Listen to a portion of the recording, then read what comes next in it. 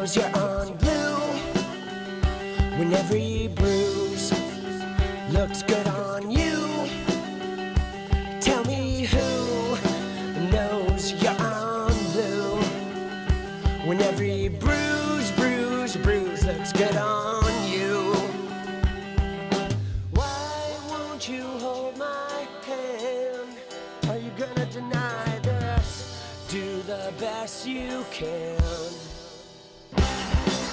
I haven't got a plan, but I'm gonna survive this. That's just who I am.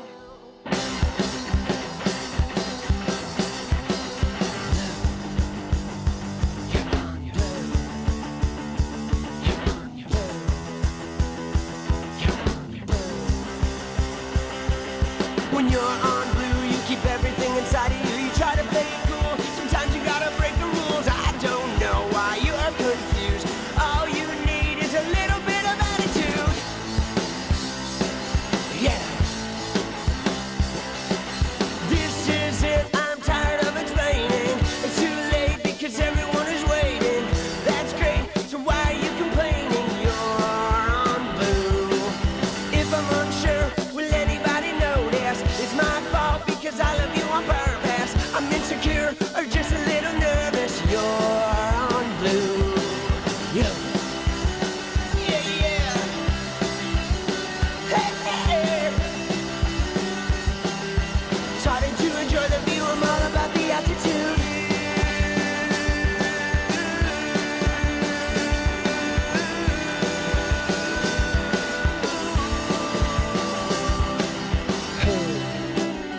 Knows you're on blue when every bruise looks good on you.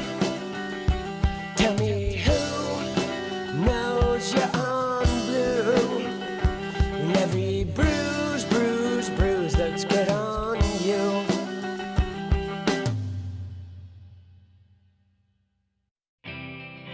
Do you need anything like I need you? It's over. Do you need anything like I need you?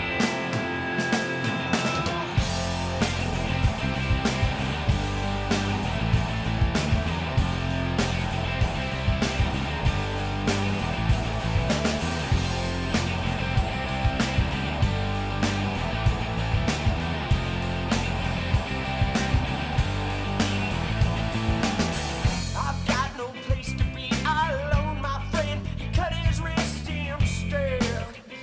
There's your answer. You better save yourself, or else nothing like success. I would rather be in hell than regret. Do you need anything like I need you? It's over. Oh, do you need anything like I need you?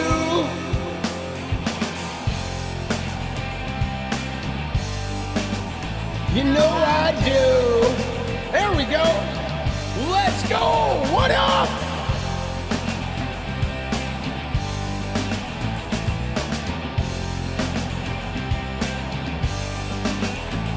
A denial. These are not my words, are mine most of the time. How we doing tonight, people? And permit me to breathe before I do it again. Do you need anything like I need you? It's over. Oh, do you need anything like I need you? Do you need anything like I need you? It's over. Oh, do you need anything like I need you? Dude, Tony, thank you for kicking us off. Let's go. Sam, dude, with the membership. Let's go. Fuck you, Trumpy.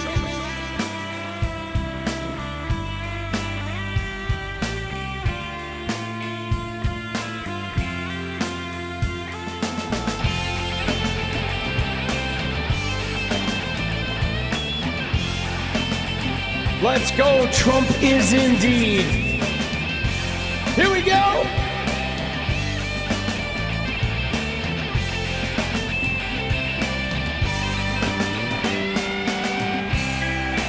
Do you need anything like I need you? It's over. Do you need anything like I need you? Do you need anything like I need you? It's over. Do you need anything like I need you?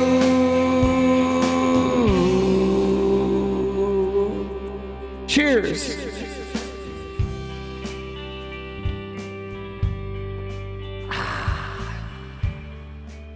Oh yeah. Let's go. Song plays in your head all day. Let's go.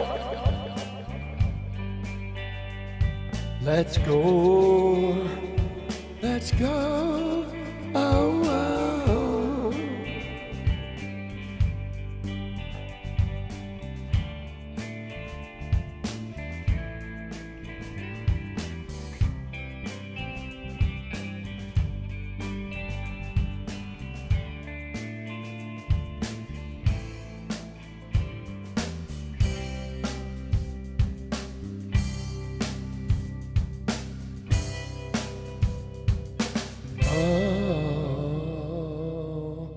Brutal weather, Orlando. Let's go.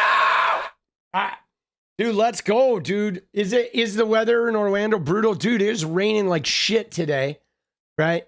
Raining like fucking crazy. And, you know, of course I had to drive my son's car that we still have because my car is smashed. So I had a massage appointment, which was fucking extraordinary. I got some of the gnarliest fucking cupping marks I have ever seen, dude. Shit is crazy, bro. Dude, you know what's wild is not only is it almost 80 in Southern California, but it's like 70 degrees in Denver, dude. Right? Isn't that wild? Like tomorrow, I think is going to be like 75 or something in Denver. There's like if you look at the weather map, the northern parts and the East Coast are just getting hammered. And then it's like super hot in California and Florida and in a strip straight up the Texas Panhandle, like right through, you know, western Nebraska and Kansas and shit. It's going to be like 70 degrees, dude, right up that strip. It's wild. It's a weird strip right up the middle of the country that is like super warm. It's supposed to set a record in Oklahoma. Dude, it is, I mean, climate change is real, okay? I know you can argue with MAGA shitters till you're blue in the face and they'll be like, well, global warming, it cold today. Oh, it was only 50 in the summer and no global warming. Right? Fucking idiots, bro. I mean, this shit is happening. Dude, and what is with the fucking Trump thing? Dude, what is with the video with the Patriot games? Right? Like, I mean, I don't even care about the whole Patriot games, whatever. It's going to be fucking stupid. But the fact that he had to throw an anti-trans slam in, like, the president of the United States can't even make a statement about, like, America's 250th birthday without him making a fucking anti-trans slam. Like, dude, that, like, man, it's just despicable, bro. Like, I just can't wait till the fucking pine box arrives. right? I just can't wait. I cannot wait, dude. I'm reserving my fucking ringside seat at the Pine Box Festival. Dude, he can't not be a prick, right? He just can't not be a prick, dude. Here, let me fucking show you. Dude, it's like, it's from this Daily Loud clip right here, all right? Dude, so annoying. In my campaign for president, I pledged to give America the most spectacular birthday party the world has ever seen for America's 250th anniversary on July 4th next year. Already we've had big celebrations to commemorate the 250th birthdays of the Army, the Navy, and the United States Marines, but there is much, much more to come. We're going to have a good time. As we ring in 2026, Americans across the nation will see the iconic Washington Monument illuminated with festive birthday lights to honor the start of this historic anniversary year. Then from June 25th to July 10th of next year, we will host the Great American State Fair on the National Mall, featuring pavilions from all 50 states, highlighting breathtaking innovations and celebrating America's exceptional history and culture. Frankly, you'll never see anything. Dude, he's slurring like a fucking bastard, bro. You'll never see anything like it again. In the fall, we will host the first ever Patriot Games, an unprecedented 4-day athletic event featuring the greatest high school athletes, one young man and one young woman from each state and territory. But I promise there will be no men playing in women's sports. You're not going to see that. You'll see everything but that. As I first announced in 2020, we will build. What the fuck, bro? Like, what the fuck, dude?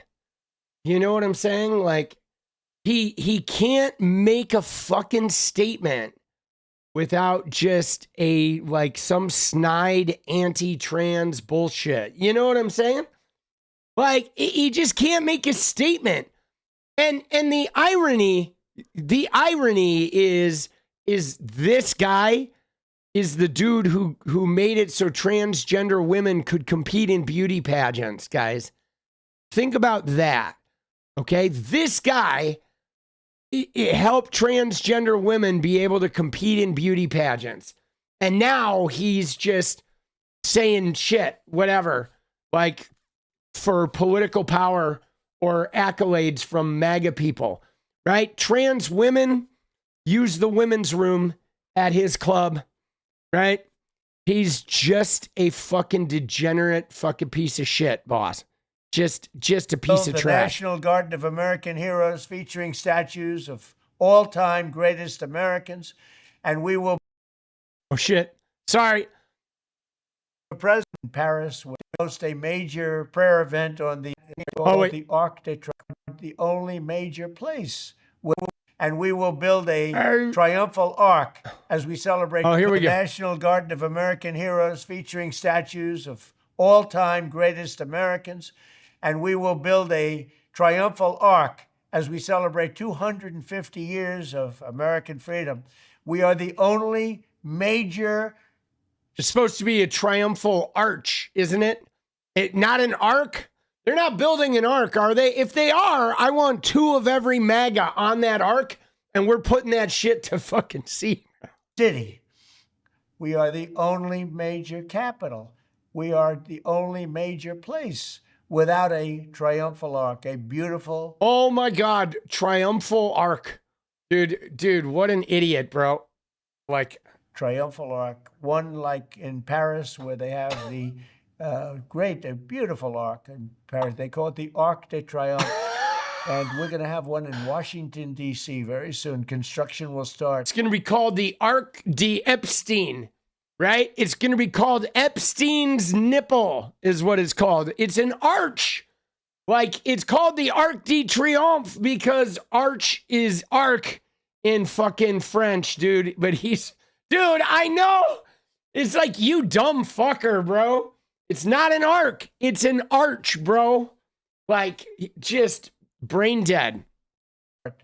In the very near future. And next spring, we will host a major prayer event on the National Mall, Ooh, to prayer event. rededicate our country Oh. as one nation under God. We're Yeah, not fuck you, Trumpy. changing that. There are a lot of people would like to see it. It'll never happen. And on Dude, fuck you, Trumpy. Dude, Ryan Walters, Trumpy, you Flag fucker. Day, we will have a one-of-a-kind UFC event here at the White House. It'll be the greatest champion fighters in the A world, UFC event hosted by a wife beater. all fighting that same night. The great Dana White is hosting, and it's going to be Woman something beater. special. But all of this is just the beginning. 2026 will be a celebration of America like no other, honoring our nation in all of its glory. To help carry out these exciting plans, we have created a new public-private partnership. It's called Freedom 250. Working with states, companies, and organizations across the country, we will renew the patriotism, pride, and pioneering spirit of America and lay the groundwork for the next 250 years. You know what we need to do, guys? We need to protest that shit. Like, we need like a 1,000,000-man march during his little fucking freedom, whatever, his little national prayer event. We need 1,000,000 people with bull horns, bro. Bull fucking horns, boss. Right? How much is this going to cost us? A lot, dude. A lot. But remember, they got $18 trillion from tariffs. Dude, we need to protest the shit out of this. Dude, you know what I'm saying?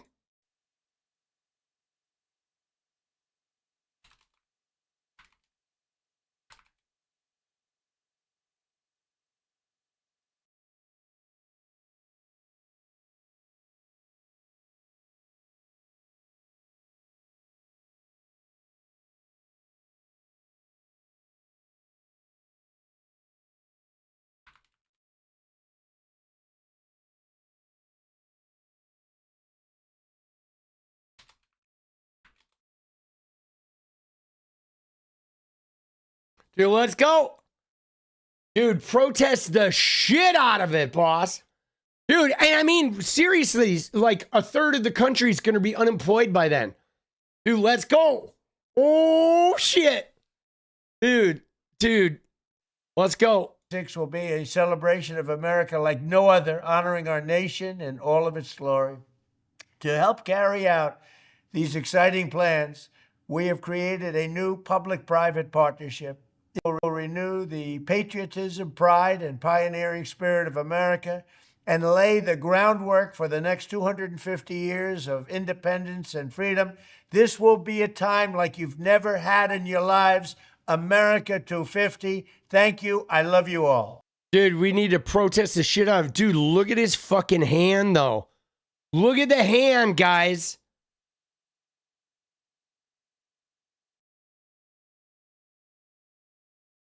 You see that shit? Thank you. I love you all.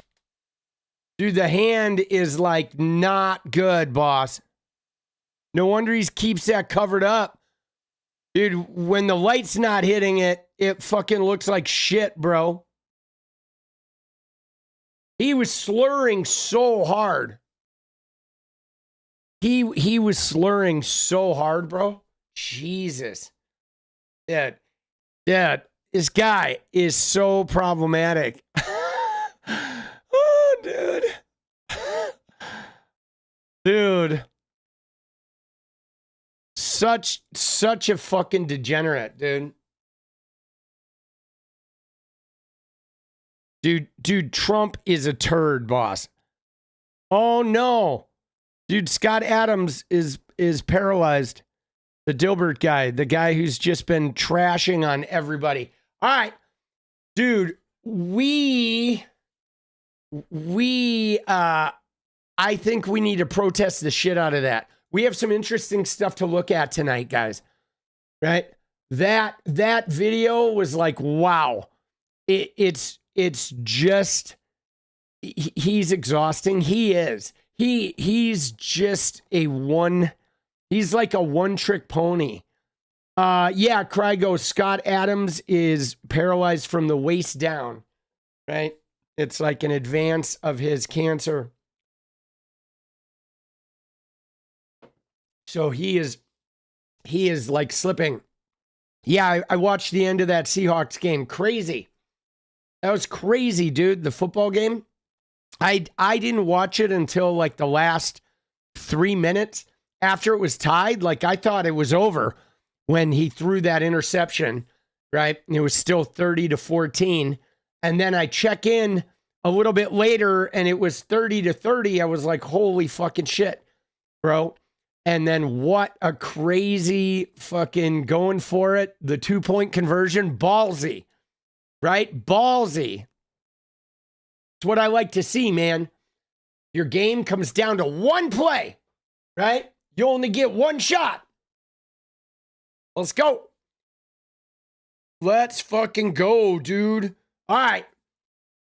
So, yeah, dude, his hand is messed up. His hand is messed, bro. Yeah, at this point, right? At this point, like, dude, I can't even listen to him, man. You know what I'm saying? I can't even listen to him speak. He's just so nasty. I'm just, just waiting, like either Pine Box or Asteroid. I don't care. Take your pick. I'll take either one. Right? Dude. Let's go. One of your guinea pigs has lymphoma. I'm sorry to hear that, boss. Dude, the arc. We need a beautiful arc. Oh, that's all we're missing is a beautiful arc. Oh, Trumpy. Dude, he's such a clown, bro. I think massive protests. Massive protests is what we need. So dude, I mean, did you see him? He was slurring so bad in that video, guys. Like, he's not well, okay? He is not well. And I mean, even today, dude, even today, he was falling asleep again. Okay, even after his whatever, he gives an 18-minute speech last night. He was asleep today, dude. Again. Right? Dude, he was crashing out today.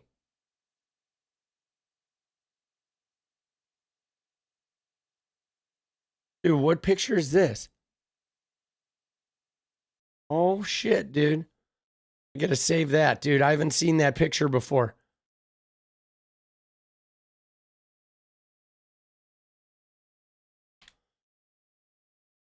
Dude, yeah. No, he's like, he was falling asleep again today, dude.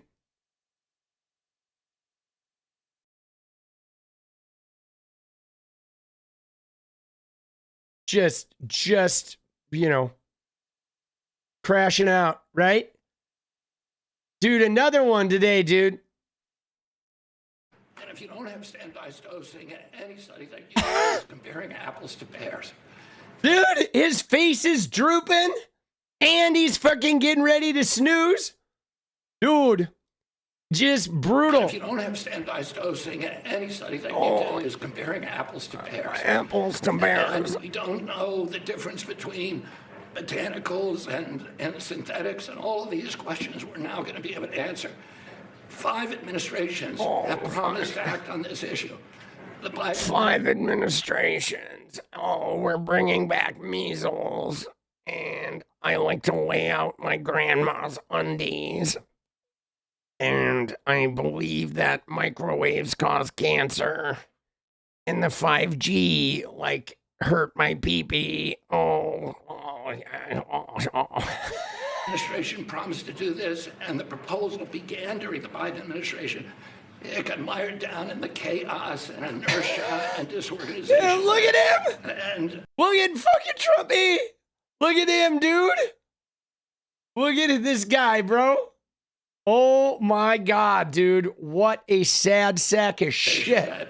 And I want to thank President Trump, who made the promise during the 2024 election that he was going to come in and solve this issue, that he was going to take decisive action.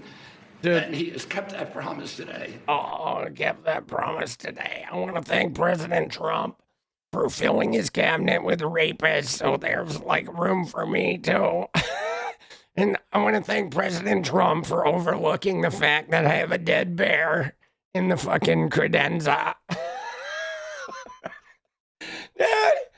Dude, right? He's got a dead bear in the fucking credenza, you know? And so thank you for President Trump for your vision.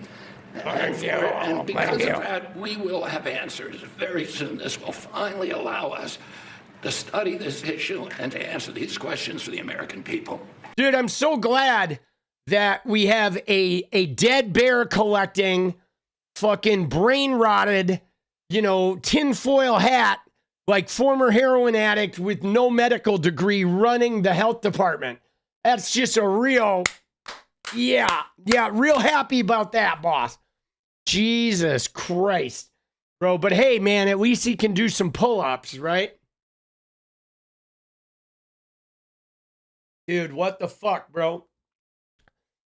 Dude, yeah. Dude, Trump, though, look at him. Dude, he needs an arc, boss.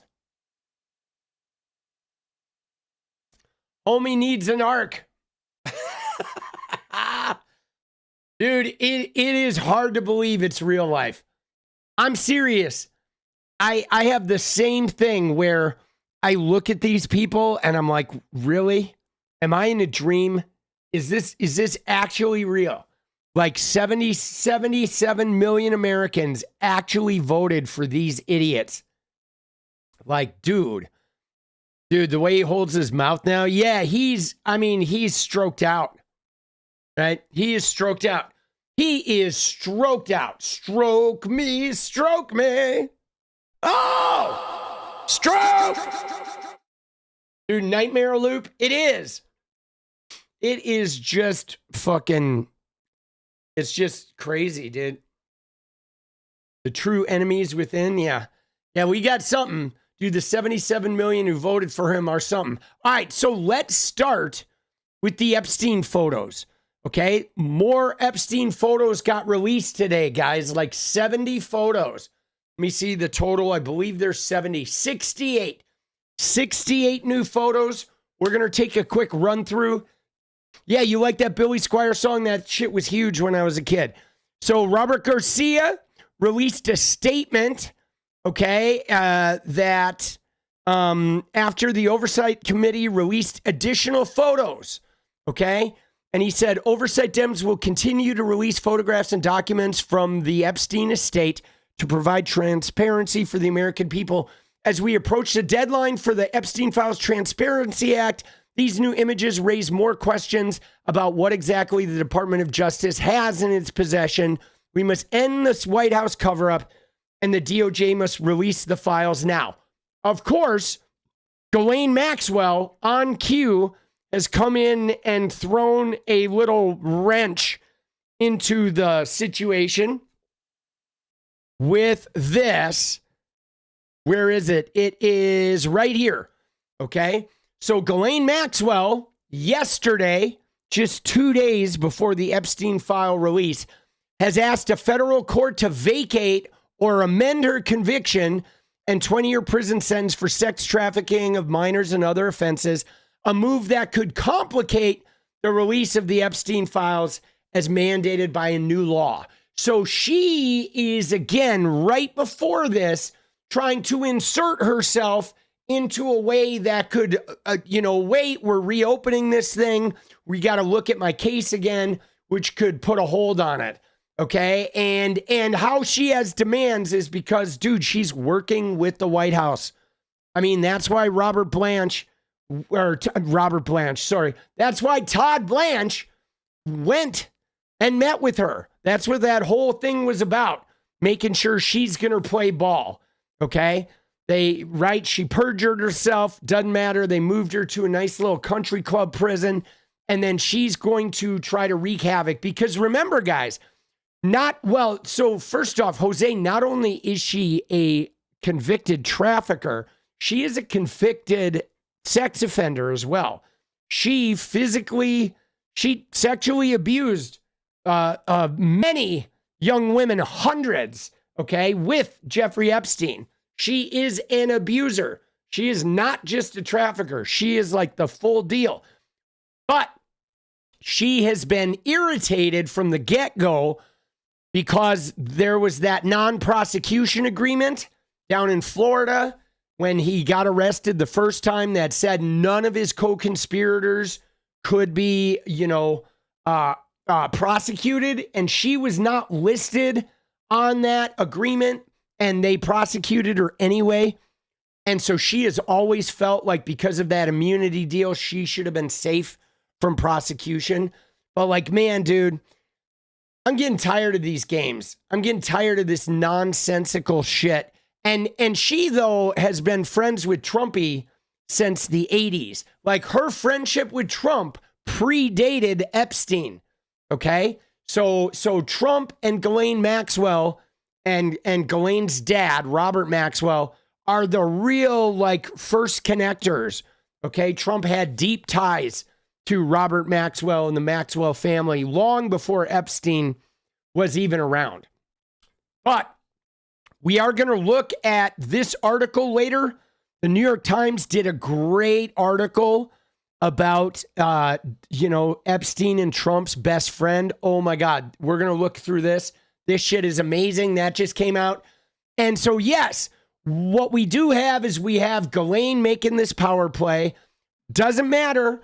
There's legal complications come tomorrow when this shit is not released. There's going to be wrangling. There's going to be many more plays like Ghislaine Maxwell. There's going to be many more plays of Trump trying to sabotage this shit.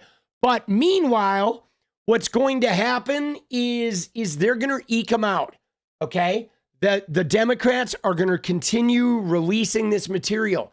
So let's look at these photos, all right?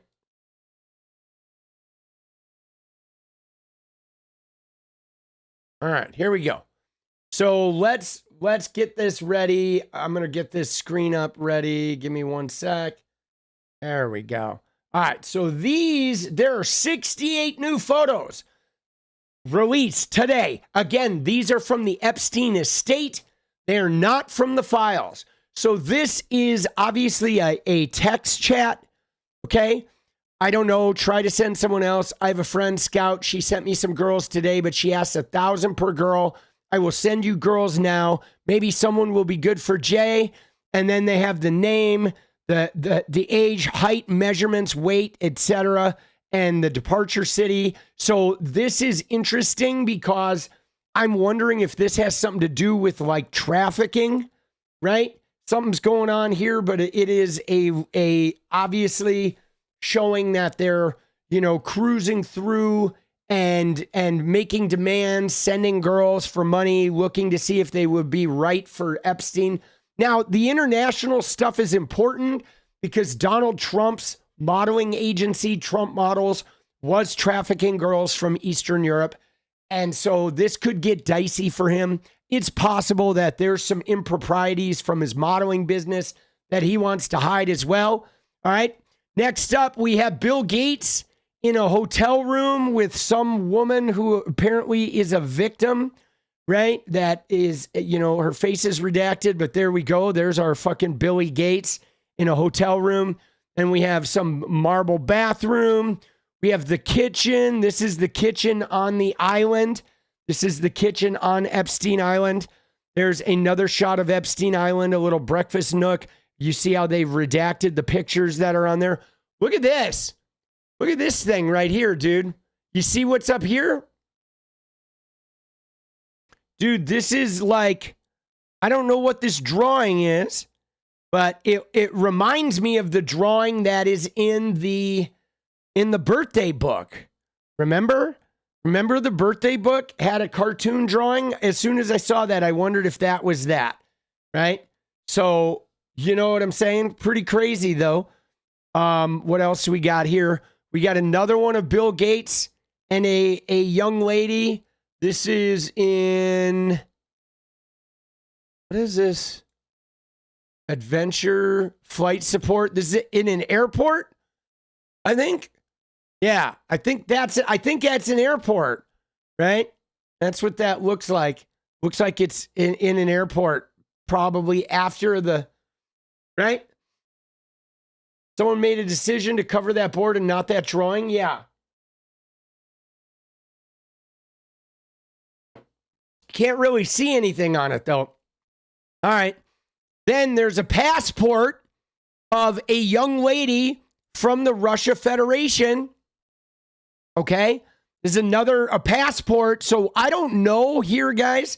I don't know if this is one of the girls from Russia.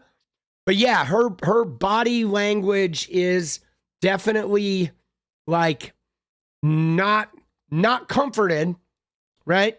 But there were passports, guys, of this is like becoming clear that it's much more of an international thing, not simply Palm Beach girls. Okay? Another passport. Okay, there's a number of passports here, right?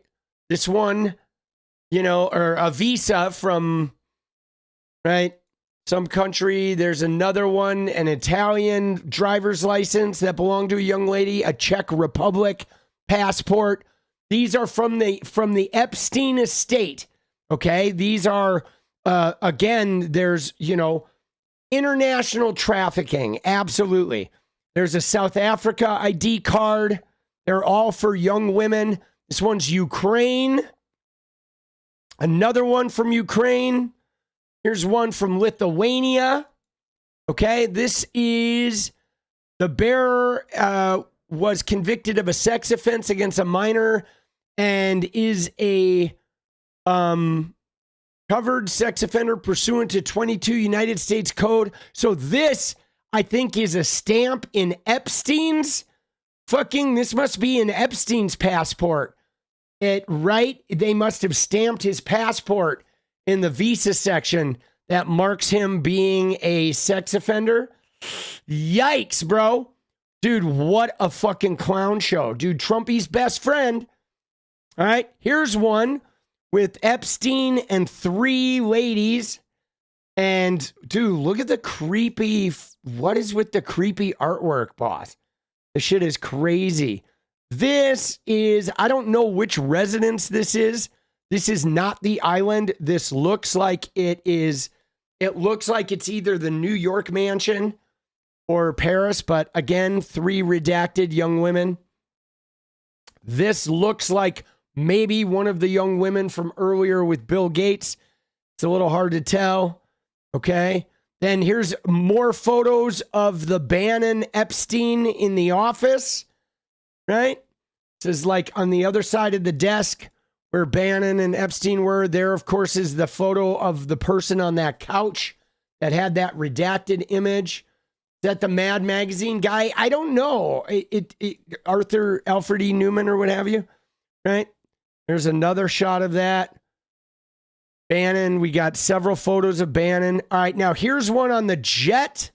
This is on Epstein's private jet. Epstein. There's a little fancy bottle of water and a woman. Dude, Bannon is dastardly. Here is Palm Beach County Sheriff's Office. This is an inmate request, okay, for love of my life, okay? And then the name, this is 122508.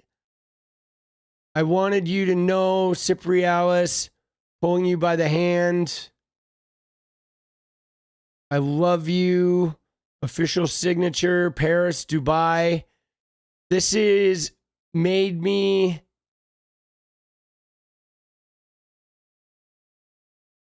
What's something in the pink room? There's, dude, pulling you up by the hand, pulling you by the hand. So. Oh, no, Cipriani's. I thought it was 𝗙cie𝗶𝗹𝗶. It's Cipriani's. This is somebody who was, it's some fucking request, right? A stockade request. I don't even know what this is, but it's somebody requesting to see a person, I think, right? Is that what it is? That's what it looks like. It looks like it was like an inmate request for somebody, the love of his life or whatever. It's a kite. Dude, it's crazy. Requesting some, right? Requesting a conjugal, maybe? Yeah. All right. Something's going on there. Prisoner request form, yeah. But I think he's requesting a lady friend, right? And this is a room, like an unfinished room somewhere. Not sure where that is, with some mattresses in it. Here's the little special, like, building, the temple or whatever from the island, right? The weird temple that we don't know what was going on in there, or I don't know that they ever finished it, but it feels like it was some eyes wide shut kind of shit. Okay. This is obviously it's like a storage space. You see all the concrete, bags of concrete and shit. This must have been, I mean, there was like perpetual construction on the island. That's one of the things about the island, is it was in a constant state of like being worked on and being developed. And so, you know what I mean? No, I don't have a cold. I'm good. All right. Here is a plan for some roof. It's like plans for, it looks like beams and posts, something on Little St. James, a dock shelter. Again, some shit that they were building out, building something else, some type of gazebo. Yeah, they're building a shelter. Oh, it's the shelter over the dock, right? The dock where the boat comes out and everybody gets off when they bring them to the island. So it's some plans for a dock shelter, including like the roof, etc. Some building plans, etc., etc. Then here is a thing showing, this is the island, the main residence, and the dock is somewhere down here, I think, right? Oh no, there's the dock down there. So that's more island plans that he was working on. There's another one, kind of like, I think shows all the like pathways and stuff. That's the island, right? Overall site. Pretty crazy. It looks like it's a topographical map showing elevations. It's an elevation map showing all the various fucking parts, all the various pieces of the pie, right? Again, it was in a constant state of, you know, being worked upon. Dude, the pictures are going to get pretty weird, guys. We're just getting into this.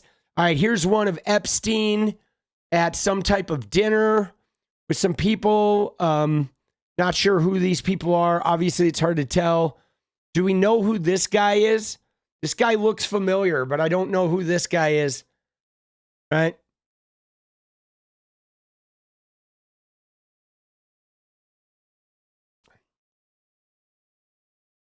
They have not labeled it.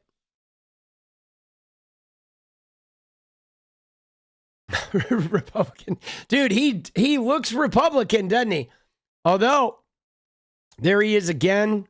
Yeah, I don't recognize him. I don't recognize him. Is he a journalist? Yeah? Do you see him on PBS? All right, let's see if we can find out here.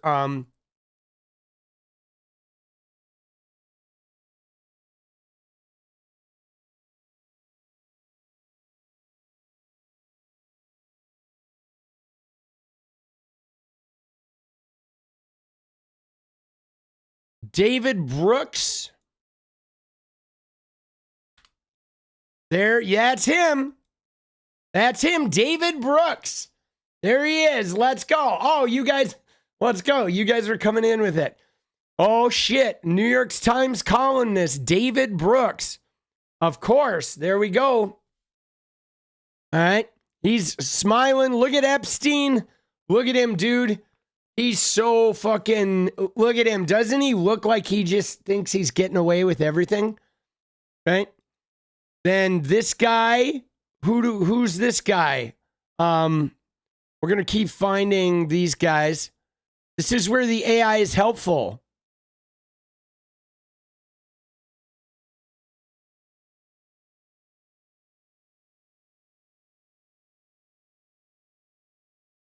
That's not. This guy is Ari Gold. It's a fiction or character. And oh, you're saying it's the actor?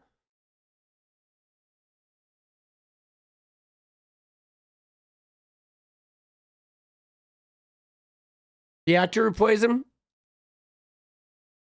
That is not.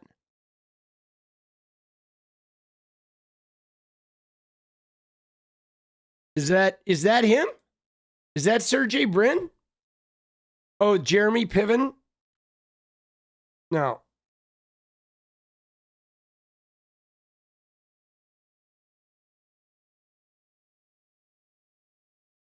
No, that's not him. It's a different nose. Wait. No, it could be him. I mean, it's like 20 years ago, right?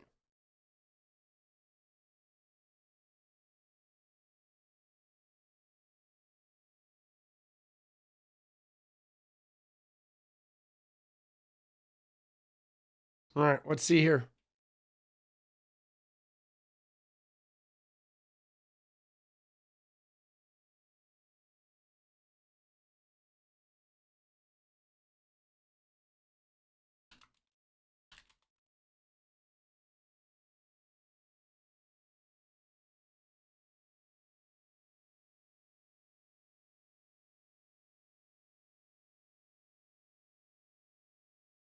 Short-haired man. It's saying it's Sergey Brin seated next to him. Hold on, let's look through these. I mean, it does look like the same nose, right?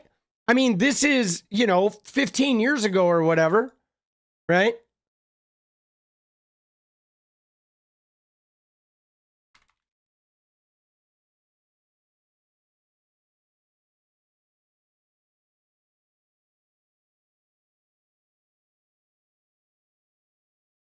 Oh, there he is. So, no, that's him. That's Sergey Brin, okay? And so that's definitely Sergey Brin. This is not him. This is somebody else. Yeah. Then Ari Emanuel. So, because that is Sergey Brin, right? There he is again, okay?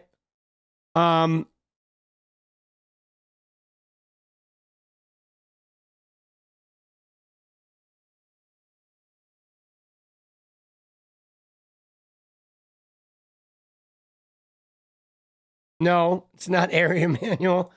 Dead. Zach Braff. Now, I don't know who this guy is. We'll figure it out, though. There's Sergey Brin. That's definitely him. All right. Smiley. Now, guys, there are some photos, okay? There are some photos, guys, that are where we have Elon Musk and Sergey Brin at a party that Epstein was at. Okay, these guys were all in the same circles. There's David Brooks again. There, of course, we know who this motherfucker is, right? Woody Allen, all bundled up. Dude, fucking Woody Allen. Smarmy, bro. Smarmy mofo, boss.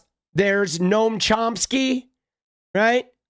Dude, what is Noam Chomsky doing on the plane, dude? Yeah, no, I'm not shocked by fucking, right? I'm not shocked by Woody Allen at all.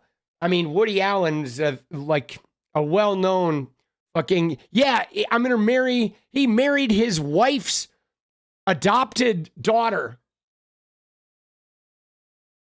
Started dating her when she was a teenager, dude. That's gross. But there they are on the private jet.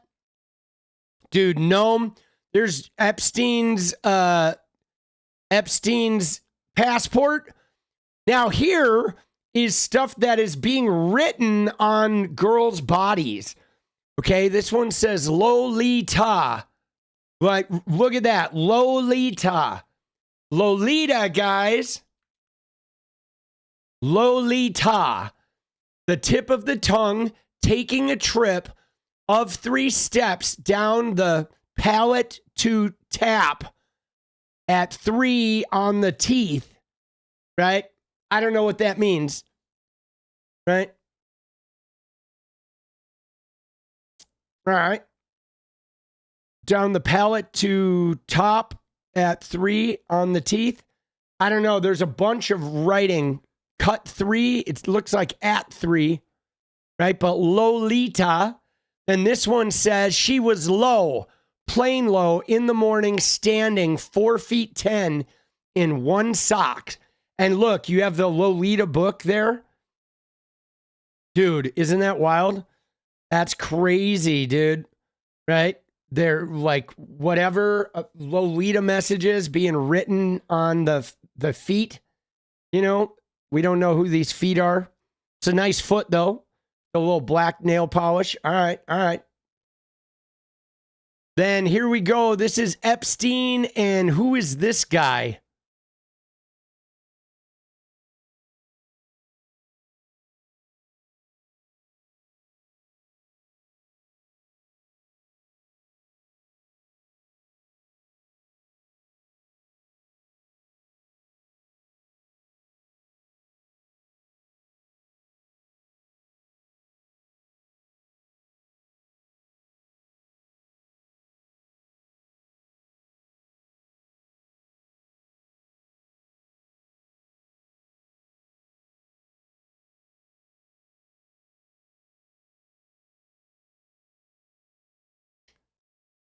Mehmet Oz? No, that's not Dr. Oz. Nice.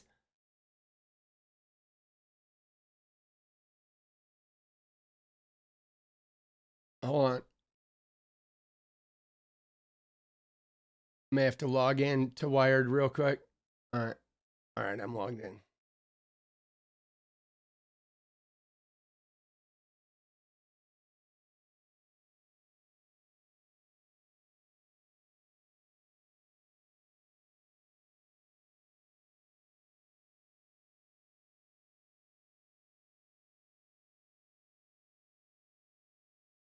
All right, so they're not like, they're not identifying everyone in all the photos.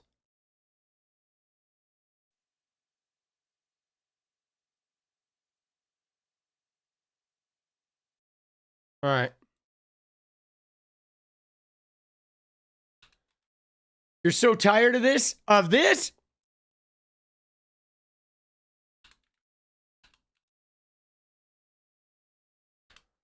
The tip of the tongue? Yeah. Oh yeah, Mike, the writings on the girls are definitely from the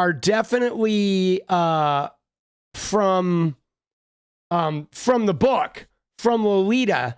I mean, dude, it's pretty obvious that this guy, everybody knows. I mean, the plane was called the Lolita Express. Okay?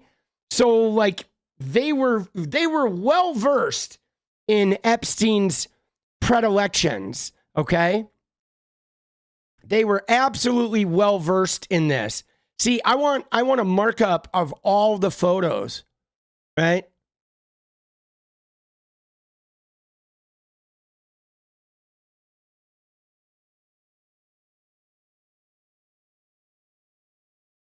Yeah, that's from the old dump.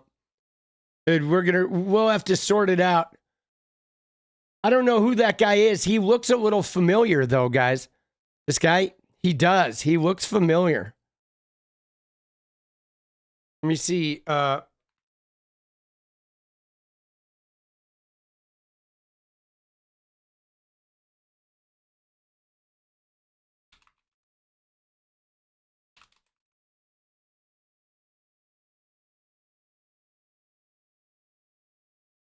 Dude, the AI is pretty good at finding this.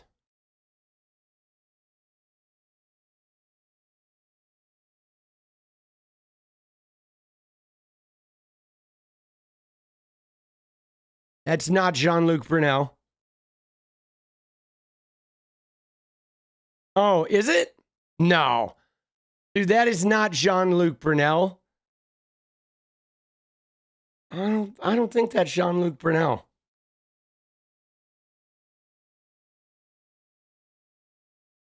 Let's see here.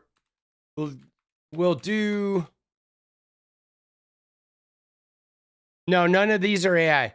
We'll do a search here and see if anybody talks about that photo.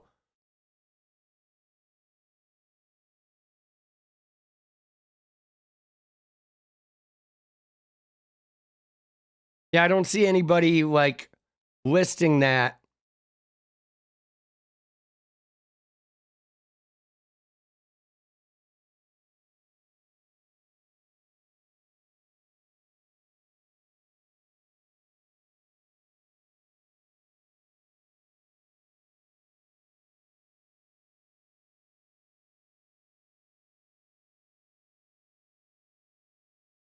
𝗙𝗪𝗪𝗀𝗧.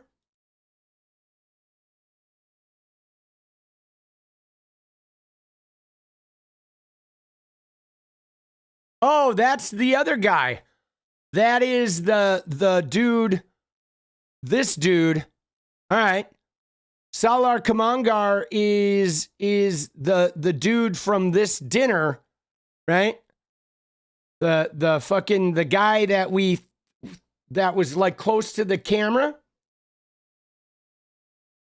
All right. Yeah, in the photos with Brooks. Exactly. The guy that we thought was like, is that Sergey Brin? But definitely not Sergey Brin. But yeah, so I don't know who that guy is. I don't see anyone talking about Epstein.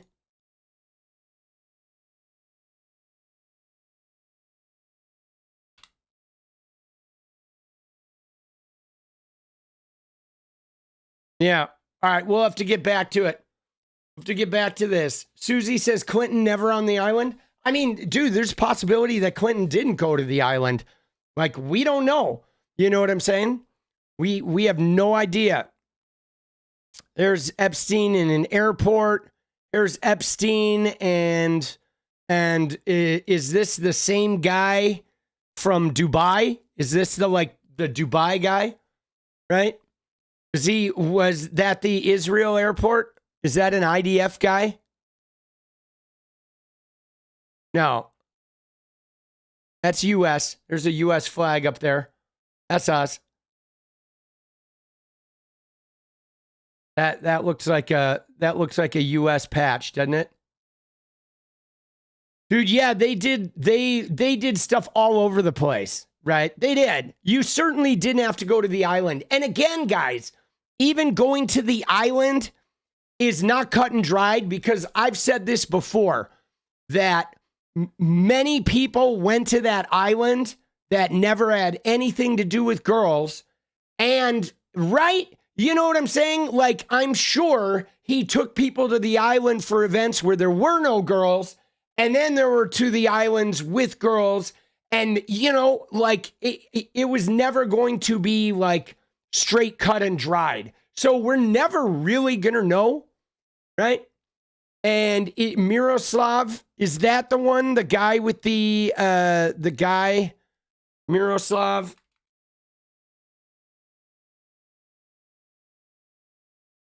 Oh, yeah. There we go. That's it. Good work. Good work there, boss. Gorg, nice work. Nice work. So Miroslav is, he is a former Minister of Foreign Affairs of the Slovak Republic.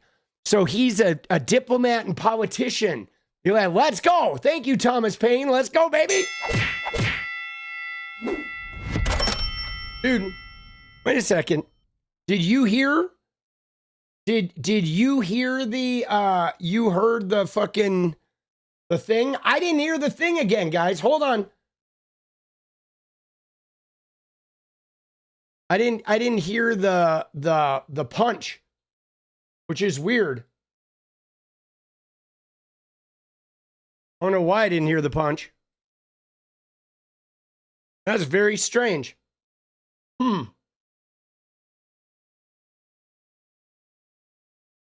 All right. You guys heard it though, didn't you? You heard the punch, yeah? Dance party? All right, let's do it. Yeah, you heard it? Yeah, I'm not hearing it. I think I need to reset my thing, but I'll deal with that later. I don't need to hear it during the fucking stream. Right? As long as you guys can hear it, that's all that's really important. Right? Light blue, 20, bing, bing, 45, dance party. Let's go, baby.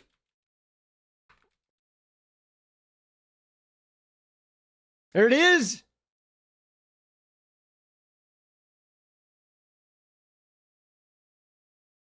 Dude, what's going on, boss?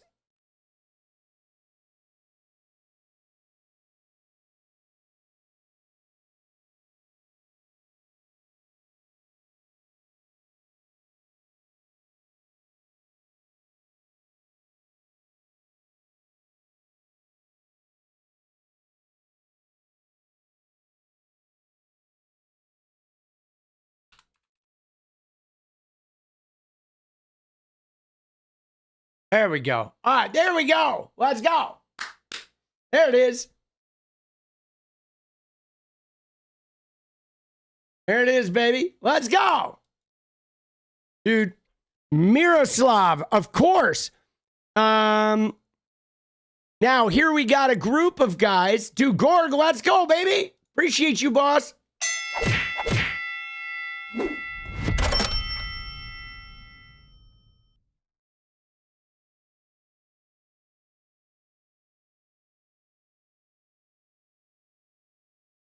So this is obviously a group of people. We got fucking Epstein. We got Woody Allen. I don't know. It's kind of hard to see who those are. Everybody is. Who is this guy? This is now we're in a hotel, I think. Right? It looks like a hotel, or maybe it's Epstein's Paris place. I'm thinking this is a hotel. Like, look at this. They have a fucking a point of sale system over here. Right? Which is strange. The counter don't work for that? Huh.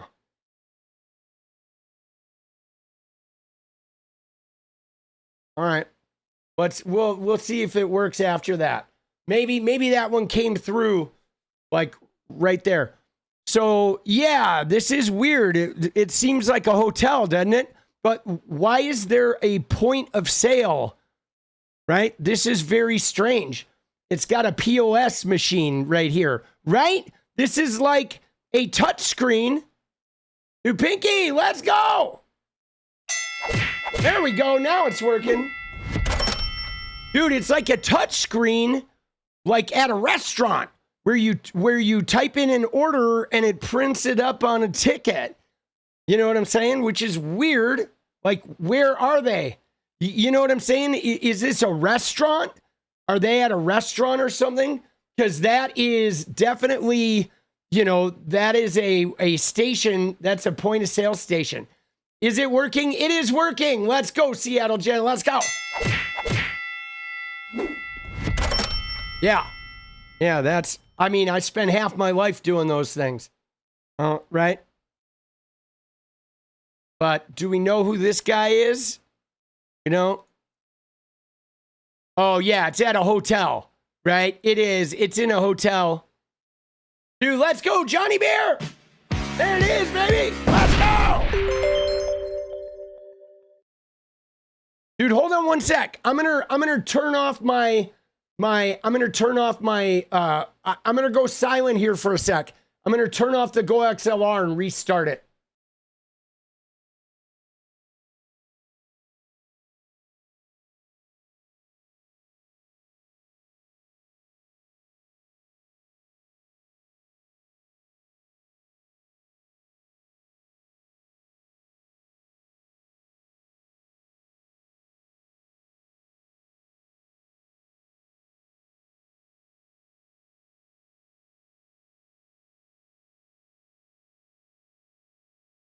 Check. Let's see. All right. I'm still not hearing it. You guys hear it though. So what happens? We'll fucking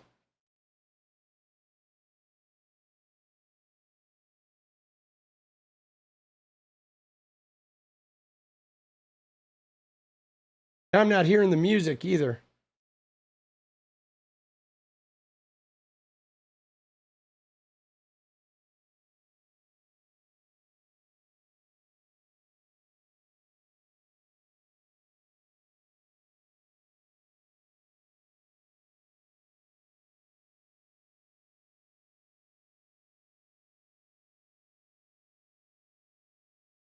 All right, there we go. Okay. All right. Yeah. Dude, I do have to update I have to update my OBS, and that might have it. No music here. Yeah, no, you guys wouldn't hear the music. I didn't have it on for you guys. It's working for you guys, right? If you guys like there's the music for you. Now you hear it, right? I have music on a separate channel though. Like I can hear the music and the stream doesn't hear it, or vice versa. You guys could be hearing it and I'm not hearing it. I have a little separate control there, but there was the music. I still don't know why these aren't, I'm not hearing them, but I think it has to do with OBS needing to be updated. But anyway, we continue on. We barrel on, guys. So yeah, that's a hotel. All right. He's obviously, this is him maybe in Dubai, right? You know, fucking there he is in his little garb. There he is. We saw this guy in previous pictures. This is at the island. This is the kitchen at the island. They're making some shit. Okay, there's another photo of him in somewhere. Right? Dude, so I'm not sure where this is, but we have another group of people here. Dude, all these fucking, this could very well be a group of professors. One of the things that I didn't really know, but I've discovered in my research is that Epstein, you know how he was a teacher at the Dalton School? Okay, so Epstein fancied himself as being like a genius, okay? He was like very enamored with himself and convinced that he was a genius, and he used to brag to all the girls that he was a genius, and he used to try to wow them with his knowledge of physics and shit. And so what he used to do though is he would donate to universities and to groups of researchers. So they would have these crazy, like he would go to, you know, Carmel, California, or Monterey, California, when they had these gatherings of like the top PhDs in physics and shit. And he would go and have an event for them because he would donate huge amounts of money to their research. And that would allow him to hang out with like the smartest minds. And he would sometimes bring girls with him to these events. He brought Virginia Giuffre, and he would like loan her out to people because he was obsessed with hanging out with geniuses and believing that, you know, he was like one of them. Okay. I mean, it's a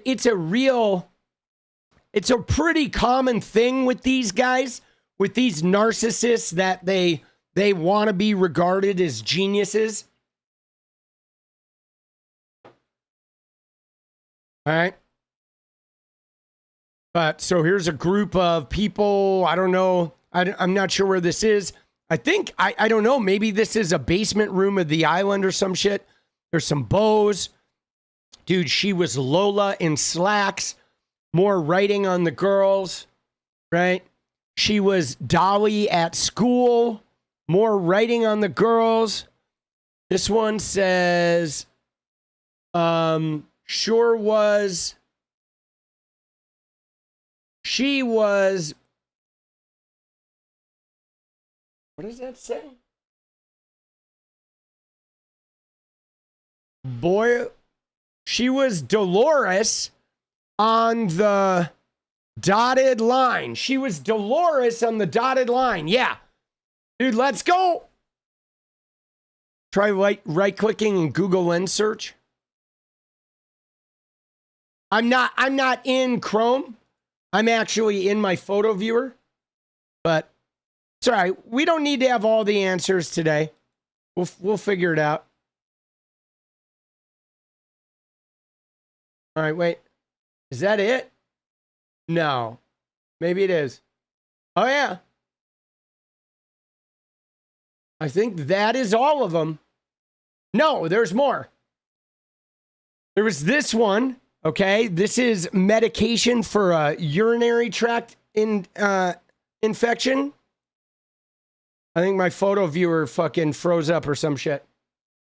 This is UTI medication, okay? Which is, you ready? Which is a, like, he kept supplies to sort of like take care of the girls and all their various ailments, because obviously having a lot of sex, girls, you know, women will get UTIs.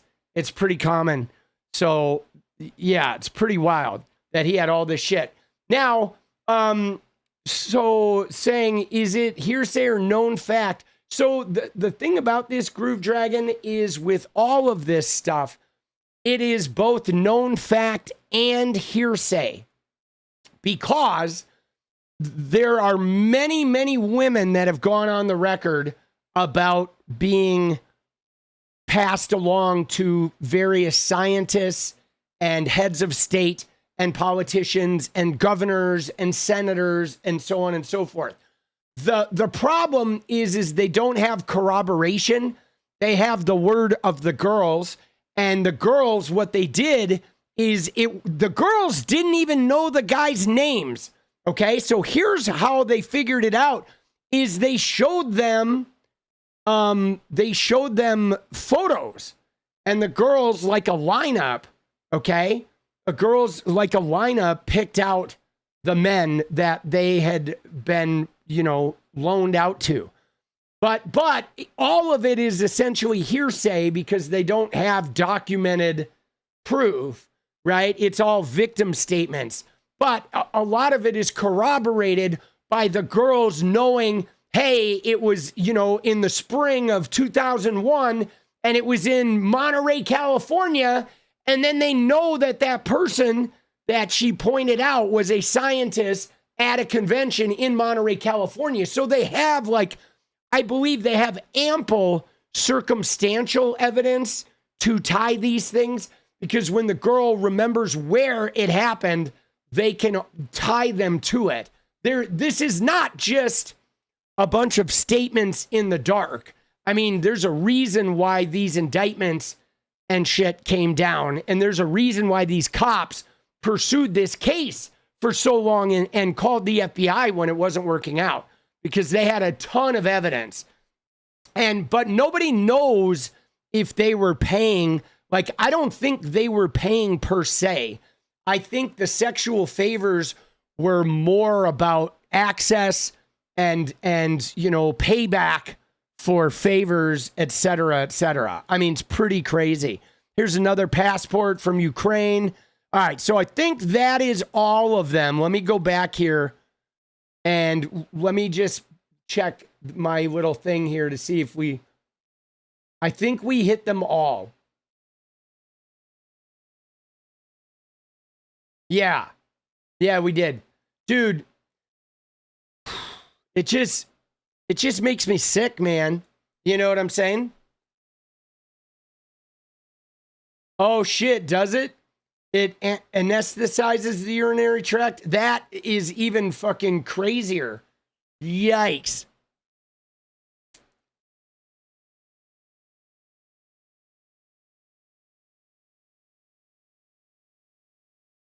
But yeah, there is a thing. Hold on. I did have this. I want to see this. This is a little slideshow. All right. That was put together. This is all the same photos. I just want to let it play. Right? Dude, Woody Allen is such a creep, bro. He is.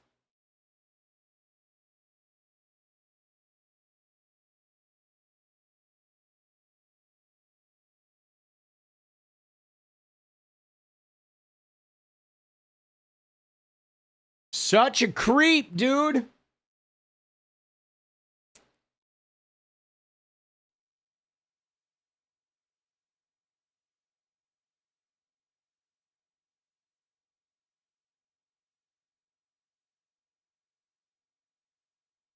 Yeah, it's just a slideshow.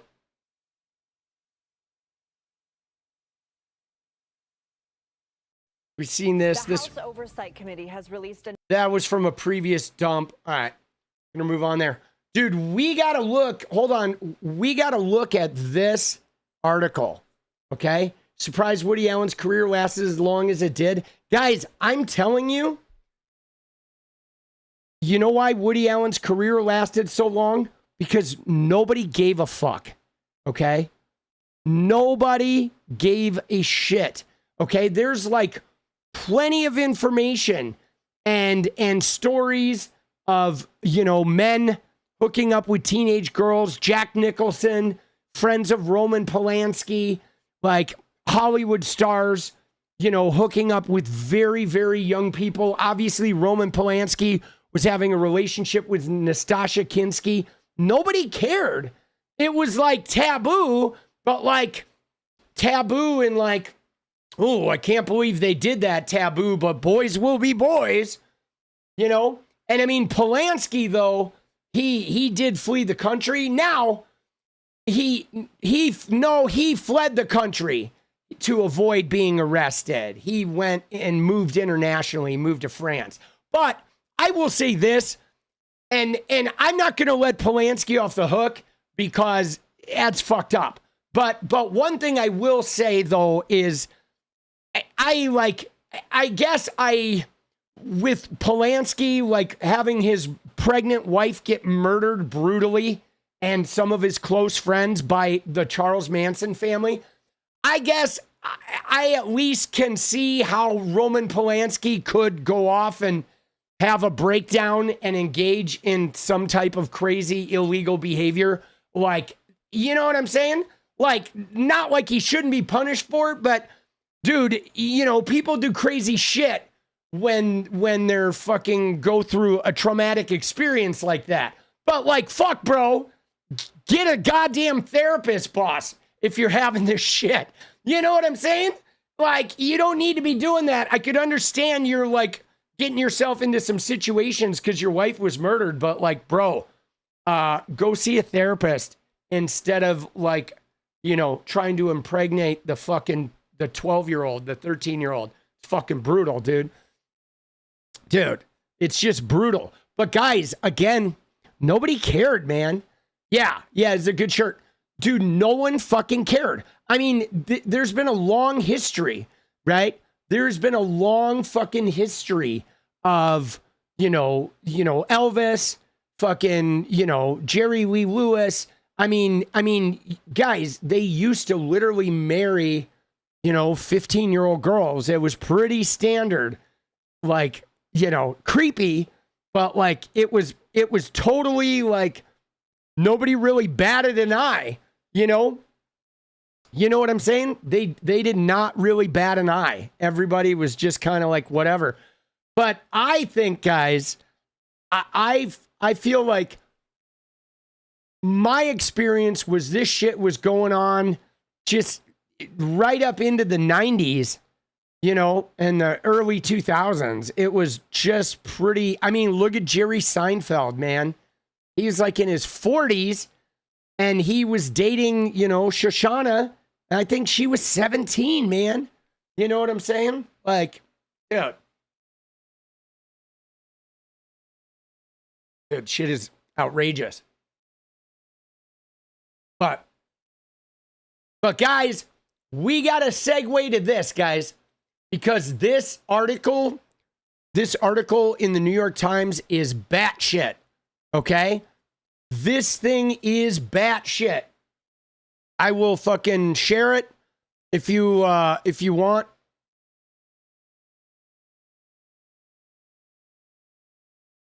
There it is. There's a unlocked share version. So came out fucking today, all right? Or yesterday, or well, no, today. Sorry, we're after midnight. Came out today. This article is crazy. Don's best friend. Okay, how Epstein and Trump bonded over the pursuit of women. Okay? Isn't this fucking nuts? This shit is wild, dude. How break it off? How break what off? I don't know what that means. Right? Dude, it is vile, guys. It is vile.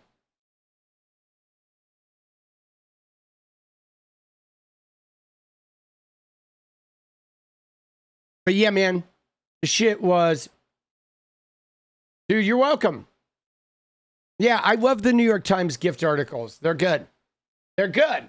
And I mean, I try to do this, post them about the article being a lot. Oh, yeah. Well, so this article though is really intense because on the eve, right? One of the sort of like the jockeying that's gone on with the Epstein files has been Donald Trump's repeated insistence on, oh, I kicked him out of Mar-a-Lago. I found out he was a creep. I was not involved, yada, yada, yada. But now in the 2000s, he wasn't really involved. Okay. He had separated by then. He had Mar-a-Lago. It was this really popular club. And Donald Trump sort of moved in a different direction after Epstein and Ghislaine were taking girls from the resort. But in the 90s, though, which Trump never talks about, in the 90s, Trump and Epstein were best fucking friends. Okay? They were not like party meeters. They were not like flew on the plane to go do some business in Africa or anything. They were best friends. Okay? And everybody knew they were best friends, and their friendship was based on sex. Thus, the birthday book with the drawing of the girl and the Jeffrey and the parties with, 20, like swimsuit models and only the two of them at Mar-a-Lago, and having the modeling girls from Trump Tower show up and walk across their dinner table, the girls with no underwear on and shit like that. Like after Trump and Ivana broke up, him and Epstein, he met Epstein through Ghislaine Maxwell. And in the 90s, they were fucking inseparable. Okay. And their relationship was based on sex and women and talking about sex. It was like, they were like one and the fucking same. And this article, okay, this article is the first article to really look into this. We're going to read this. This is a big deal. I haven't read the whole thing. I just nosed around in it, but it's been exquisitely researched by the Times. And of course, they timed it for right before the files coming out. But you ready? Don's best friend. How Epstein and Trump bonded over the pursuit of women. The president has tried to minimize their friendship, but documents and interviews reveal an intense and complicated relationship. Chasing women was a game of ego and dominance. Female bodies were currency. Okay. And of course, there's the photograph, which is from that video. Okay. That photograph is from this video, right? Which is from the 90s. Okay. This video right here, which is from a party at Mar-a-Lago. There's Epstein, right? And he came with some people. Trump walks him in. This is from the mid 90s. And you're going to see Ghislaine back here. You're going to see Ghislaine Maxwell. She's going to enter the frame. She's back there, right there with her short hair, entertaining the people. But they were at a party. They're chatting. This was on NBC. Okay. Yeah. 92. Yeah. It was like, but they're like chummy. They were buds. Okay. They were buds. Right. They were.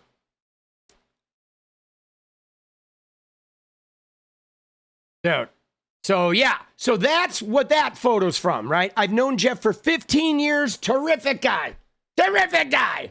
He likes the ladies, and I must say, he likes them a little young. Right? All right, here we go. So Jeffrey Epstein was a terrific guy and a lot of fun to be with. He and Donald J. Trump also had no formal relationship. They went to a lot of the same parties, but they did not socialize together. They were never really friends, just business acquaintances, or there was no relationship at all. I was not a fan of his, that I can tell you. These are all later quotes of Trump, like, oh, I had no relationship with this guy. For nearly a quarter century, Mr. Trump and his reps have offered shifting, often contradictory accounts of his relationship with Mr. Epstein. One sporadically captured by society photographers and in news clips before they fell out sometime in the mid-2000s. Closely scrutinized since Mr. Epstein died in a Manhattan jail cell during Mr. Trump's first term, their friendship and questions about what the president knew of Mr. Epstein's abuses now threatens to consume his second one.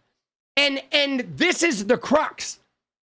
Okay, this is, make no mistake about it, that even if there isn't a smoking gun of Donald being with the women, even if those photos, the Michael Wolff photos, never see the light of day, one of the reasons that Trump is hiding is because he knows when we see the entirety of these files, everyone will know that Trump knew everything, that Trump was his bestie. Trump knew everything. Trump was intimately acquainted with all of this shit. Okay, that's what he's hiding, I think, more than anything, is the fact that his knowledge of the truth will be inescapable. Okay, he won't be able to claim like he didn't know if we see all that stuff. Absolutely not. All right, the controversy has shaken Mr. Trump's iron hold on his base like no other. Okay, loyal supporters have demanded to know why the administration has not moved more quickly to unearth the convicted sex offenders' remaining secrets. In November, after resisting months of pressure to release more Epstein-related documents held by the federal government and facing an almost unheard of revolt among Republican lawmakers, Mr. Trump reversed himself, signing legislation that requires their release beginning this week. Dude, he had no choice. Okay, Trump had no choice but sign that. He didn't like reverse himself. His hand was forced, man. His hand was forced, bro. It was like 400 people fucking signed on the discharge petition, bro. Unanimous consent in the Senate. Boom. Right out the door. All right. Mr. Epstein had a talent for acquiring powerful friends, some of whom have become ensnared in the continuing scrutiny of its crimes.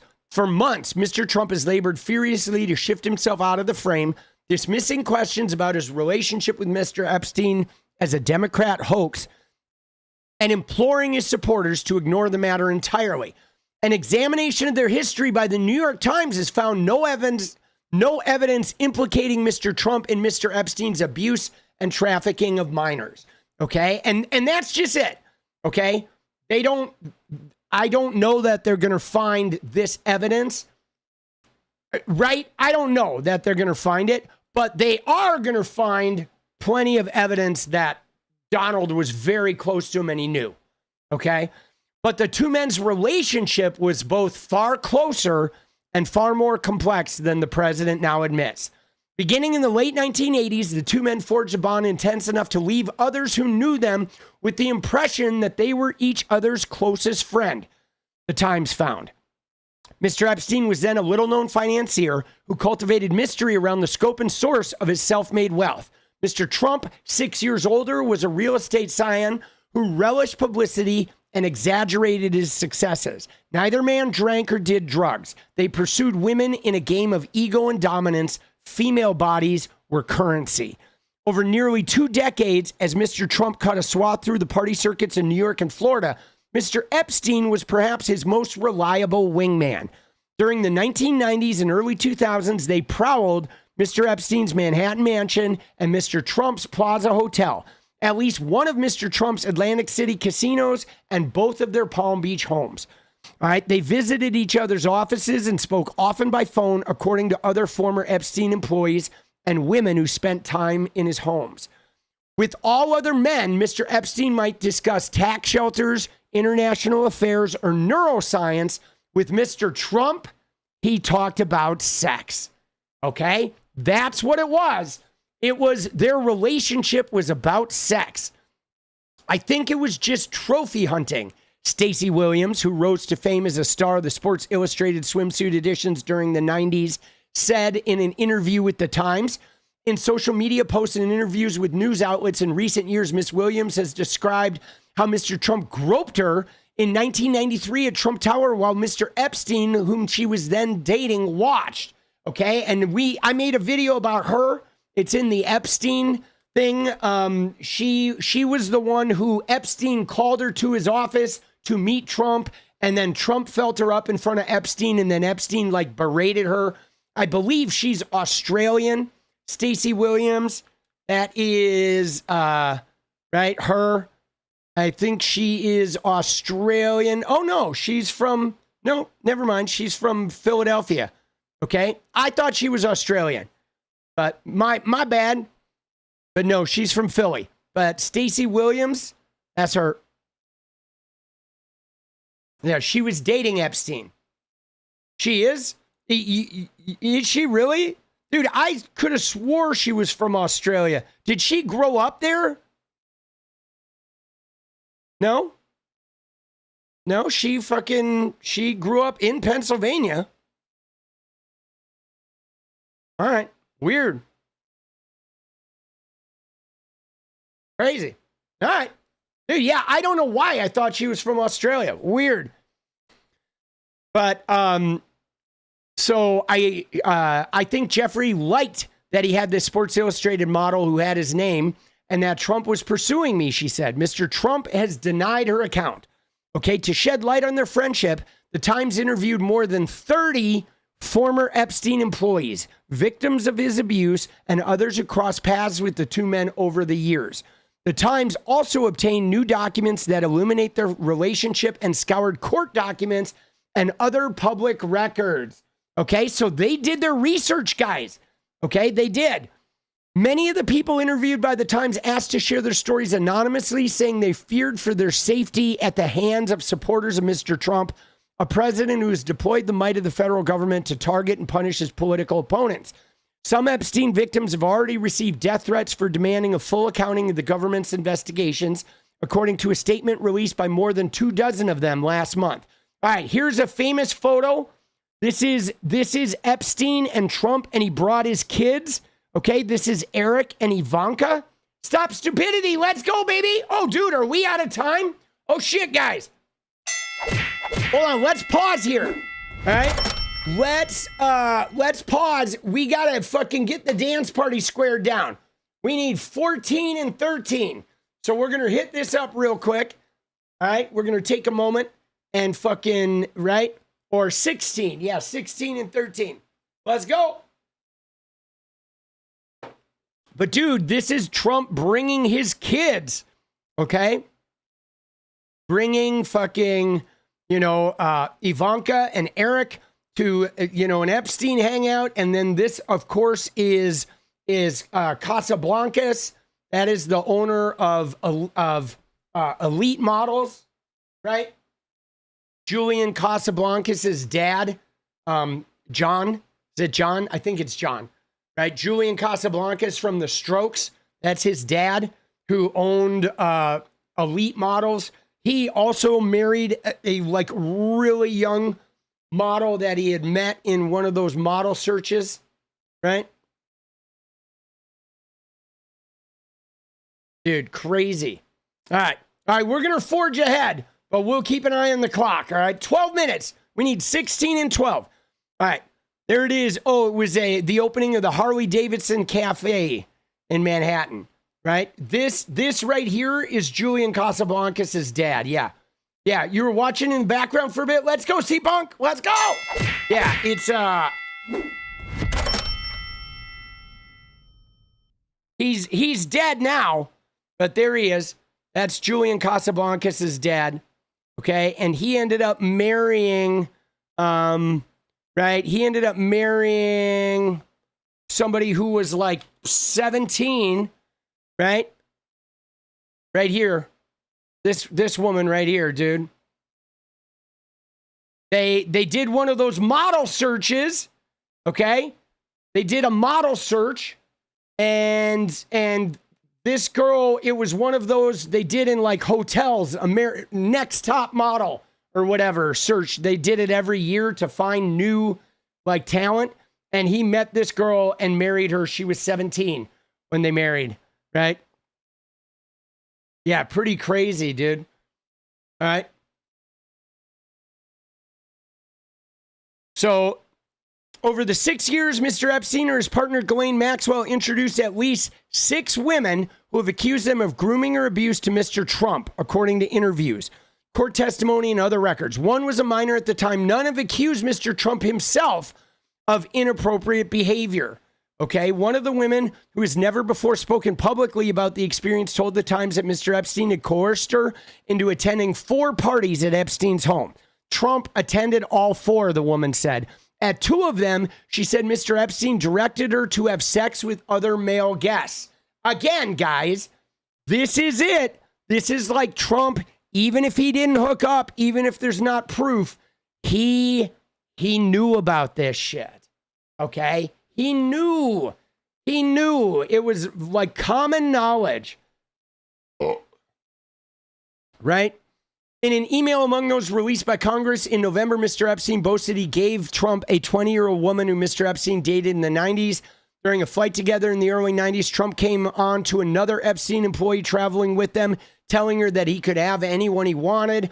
According to a different Epstein worker who learned of the incident, a separate Epstein employee from that era recalled that Mr. Trump would occasionally send over modeling cards for Epstein to peruse, like a menu. Mr. Epstein, who claimed he required 3 orgasms a day, exploited or abused hundreds of women and girls before dying in what was ruled an unaliving.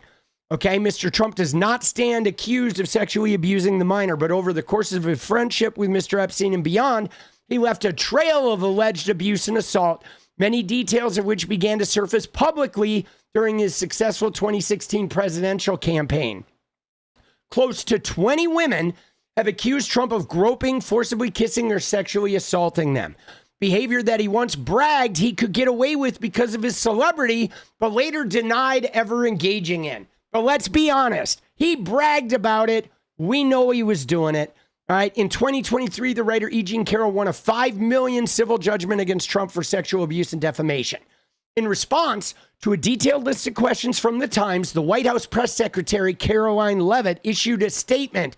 This fake news story, which is not worth the paper it's printed on, is just another stale regurgitation of decades-old false allegations against President Trump. The truth will remain the same no matter how many times the New York Times tries to change it. President Trump did nothing wrong, and he kicked Jeffrey Epstein out of Mar-a-Lago for being a creep. Again, they try to take that one event and erase, they try to erase his entire, 15 years of friendship. Look at this. To Jeff, you are the greatest. Donald, okay, 97. This is signed. All right, guys, we need 15 and 7. All right, we got to pause here. Dude, he did. He said it. He admitted it. We know he did it. We're going to pause here. We got to bring it home. We got to get that dance party secured, baby. Then we can finish up. Let me see what we got on tap here with the rest. We going to look at the Brown shooter, okay? The Brown University shooter. And we're going to look at how MAGA fucked up, how they were blaming all the wrong people, their crazy conspiracy theories. All right, let's go.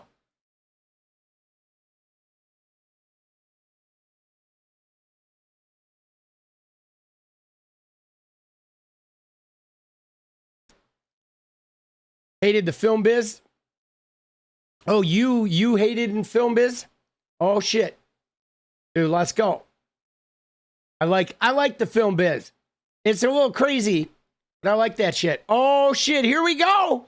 6 minutes. Oh, dude. Dude, we're cooked, bro.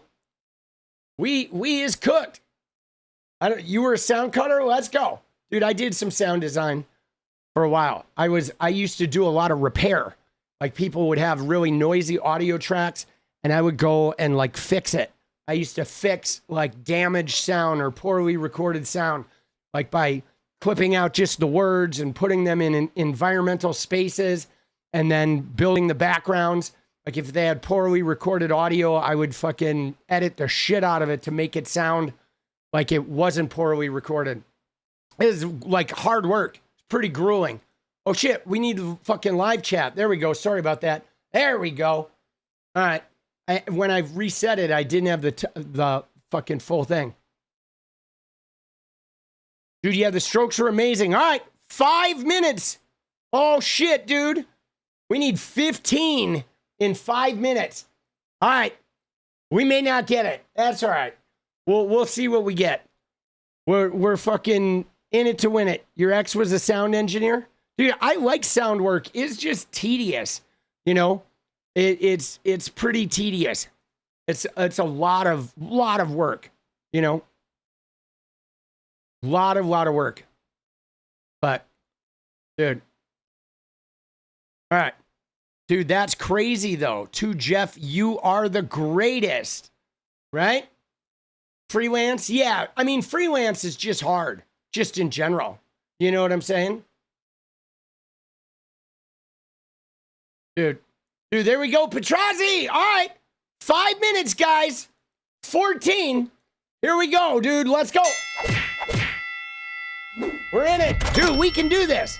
Let's go. Dude, Bongino tucked his tail and ran. He did. But I don't know. It's going to be interesting. Isn't it crazy that he announced it like the week that these things are supposed to come out? Because, guys, if you thought the Epstein shit was gnarly, it is about to get dirty. Okay? It's going to get dirty because Trump is not going to release this shit. They are going to finagle. They're going to use every opportunity in the book to try and, like, sabotage this. Dude, let's go. Stop stupidity. Let's go. All right, 4 minutes, baby. Boom, boom. What do we got? We need 13 in 4. We can do this. Let's go. Hey, oh, hey, better. Dude, bring in a little music. Bring a little music in while we're fucking waiting. See if we can iron this out.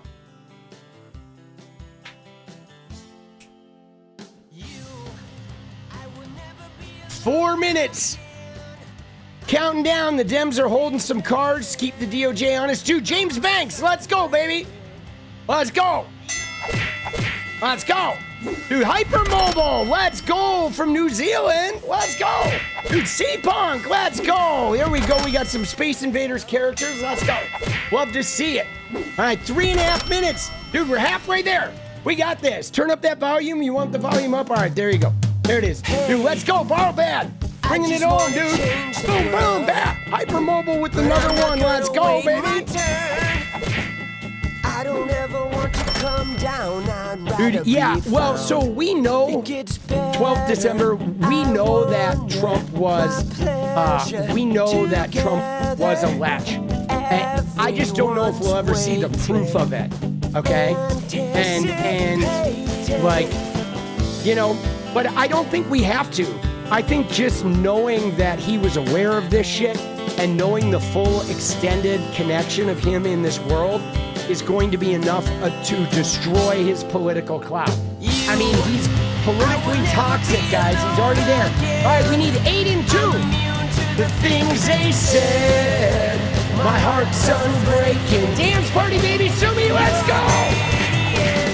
Truth, I know that you will understand because I finally found myself. My heart's unbreaking. 7 and 2, baby, here it is. You're radiant. 6 more. Let's go, 𝗙𝗏𝗏𝗏. Let's go. Yeah. My world. Woo. 6 months.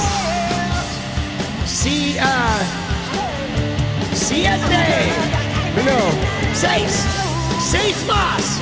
To disturb, let's go! Hey. Woo! I can't pretend. I did play Fortnite. No, I was the world famous. Acting like Tommy.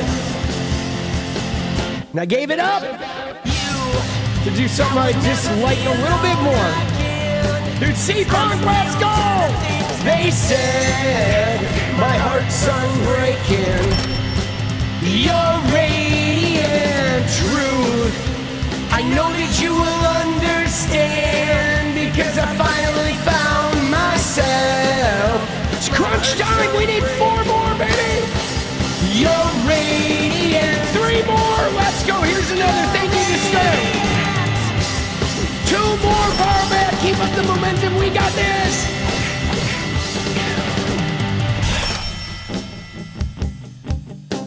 Oh, here we go. Whoa, whoa. 2 more and 1 more. Sue Me Dance Party.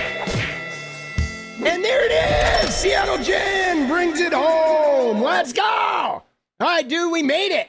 Dude, down to the wire. Yes. All right, dance party is secured. Now we're going to, dude, fuck President Grump. Indeed, good life.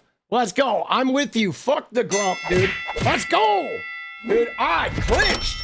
That's what we fucking like to see. So, and for those of you who are new, we finish up, we end with the dance party, which will be after we have this, and then we're going to look a little bit at the bomber. I'm not staying too late tonight because I'm getting a tooth. I'm getting my permanent crown in my mouth. And to that person who asked about Fortnite, I am going to be streaming Fortnite like 1 or 2 days a month, probably on like a Saturday afternoon.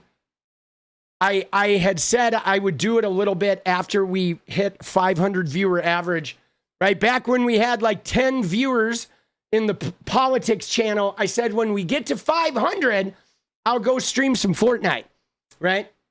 Sometimes I did the dance in the middle. Yeah, I used to do the dance in the middle sometimes, Johnny, but what the problem that I had is that like the regular chatters love the dance, but sometimes a lot of the scopers don't love the dance. So when you do a dance party in the middle, like 200 people just fucking disappear.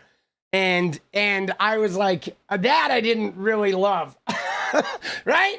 I'm like, oh shit, dude, right? And maybe like as we grow, we'll get to the point of where we have more people that aren't like where a third or half of the audience isn't disappearing during the dance.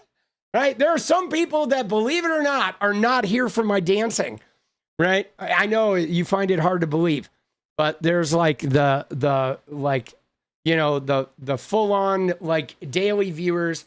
And then there are the people that just want to see me fucking berate politicians. They want to see me berate MAGA people and tell them to fuck off. But yeah, so this is interesting though. Because, right, you are the greatest.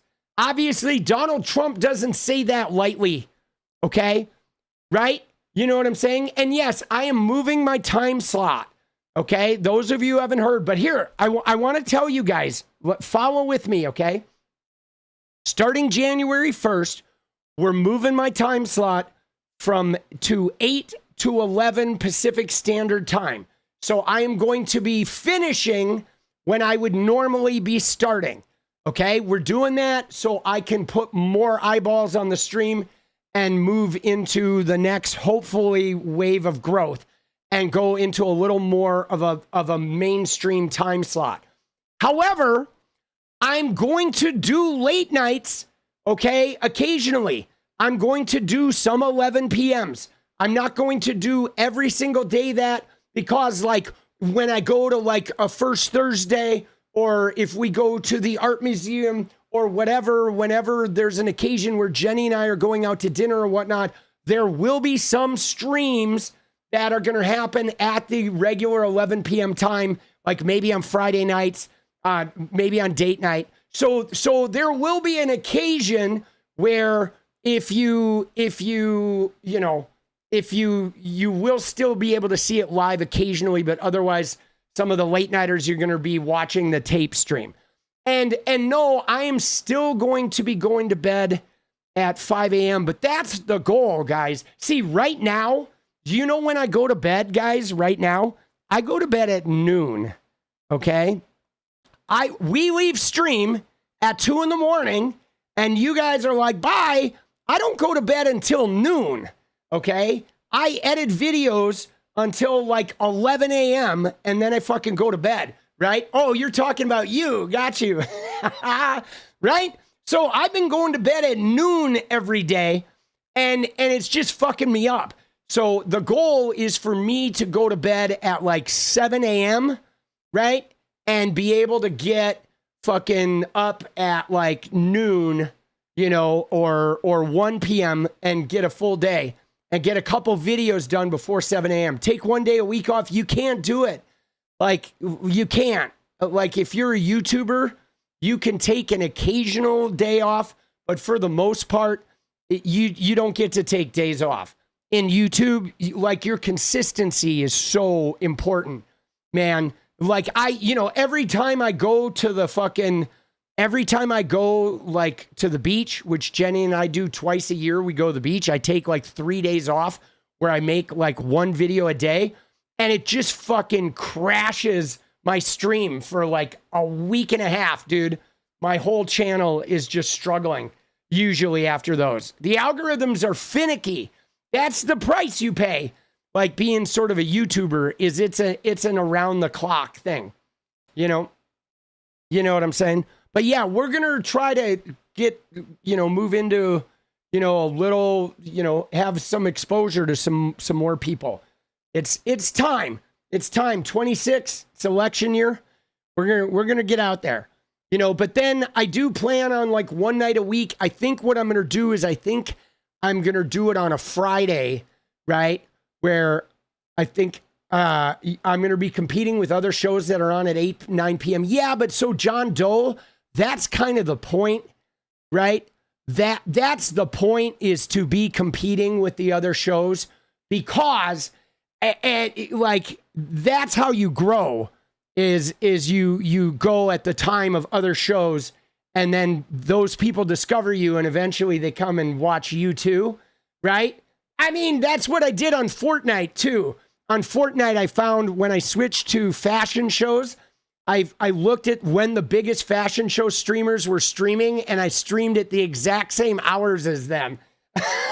And then eventually I like took like large portions of their audiences, right? You know what I'm saying? I'm not saying it's going to happen in the political world, but you do have to go in the slot against your big competition.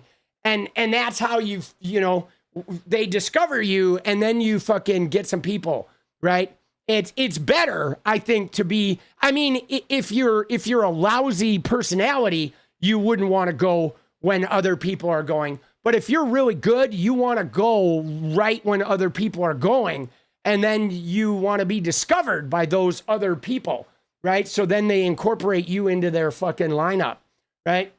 It's you know what I mean? It's an important part of the growth process, is competing. You got to compete for those viewers, right? You do, man. I don't even know who streams at night, though. You know what I'm saying? Like who streams politics at night? Like 8 p.m. Does anyone do that? Who streams politics at night? Right? I know, I feel like a lot of them are like day streamers, right? Midas does sometimes. Dude, see, that's great. I'd love to go. Oh, dude, Midas and Jimmy Dore. Dude, let's go. Bro, I'll fucking go toe to toe with Jimmy Dore, dude. Oh, let's go, dude. Hey, let's go. Oh, shit. Dude, fuck Jimmy Dore, bro. That guy's a fucking weirdo, boss. Parker, nice. Dude, yeah, dude. Dude, we're building that, guys. We're doing it. All right, you ready? Let's go. Dude, Leftist Mafia. Dude, I like the Leftist Mafia. Maybe one day I'll end up being on with those guys. Dude, I love Matt Binder and Figueiredo. Those guys are great, dude. I feel like they're kind of like, I don't know. They're like, I don't know. I like their politics, dude. I like Lance and Figueiredo and Binder. Those guys are good. In fact, I saw Binder playing Fortnite once, and I was like, dude, if you ever play Fortnite again, you should get me in on there, bro. I'll fucking carry you. Dude, I'll carry all the political guys. Let's go. Keep fighting the fight. Dude, we're fighting, boss. And don't worry, you'll still see me. And eventually, guys, there will be an editor, and then I will just be streaming. I won't have to do those things, but it's going to be a while. It's probably going to be a couple years before I'm big enough to like be able to hire an editor, you know? But all right, you ready? We got more of this. Thank you for the dance party, guys. I love you guys. We're going to roll. All right, we're going to roll. I am going to try one more thing though. I want to see if I can get the, I want to unplug my fucking GoXLR one more time and see if I can get that sound working again. Give me 1 sec here.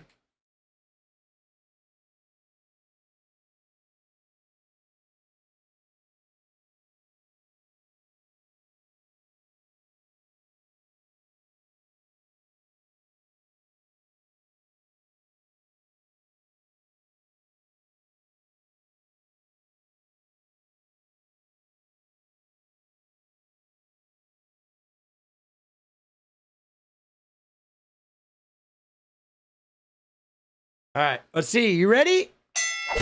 Oh, still not there, bro. No fucking way, boss. Now, see that? Oh, I know why it's not there. I just figured out why it's not there, guys. I am so smart. You know why I'm not hearing the fucking thing? Dude, I am so smart. Because I had this other computer muted because I was watching the football game. And so it was muted. And now I'm going to hear the thing. You ready? There it is. Dude, Beard, let's go. Thank you, Tommy. Now I'll be able to watch the live show. Let's go. Dude, there it is. I forgot I had that computer muted because I was watching the Seahawks while I was editing. All right, let's go. Oh, shit, boss. All right, now we got it. Now we're in business, bro.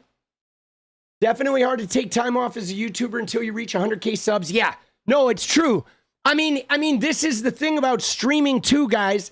It's just one of the prices you pay when you're a streamer or content creator is you just got to do it around the clock, right? You know what I'm saying? It just sucks. That's all. You know, and sometimes it wears on me, but I do take a couple days off here and there. But, you know, eventually, though, when you have an editor, I could just stream for an hour from the hotel room or whatever and get a little content for the editor, right? But you got to build that shit, you know? Who won? Dude, the Seahawks won.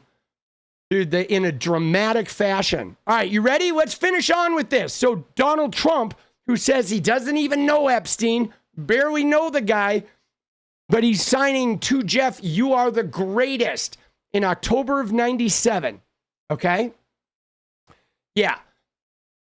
Or yeah, no, I mean, as long as you're consistent, right? Like if you do every Monday, Wednesday, Friday, and that's the only time you do it, then yes. But if you do 7 days a week, you know, you can't really be taking time off. But I think it's better to just do it every day. That's the reality. Like the more with streaming, you build regularity, right? You do. It's good to do it every day. All right. It is unclear what new information may emerge under the new law passed by Congress. All right. Hold on 1 sec here. Fix this. All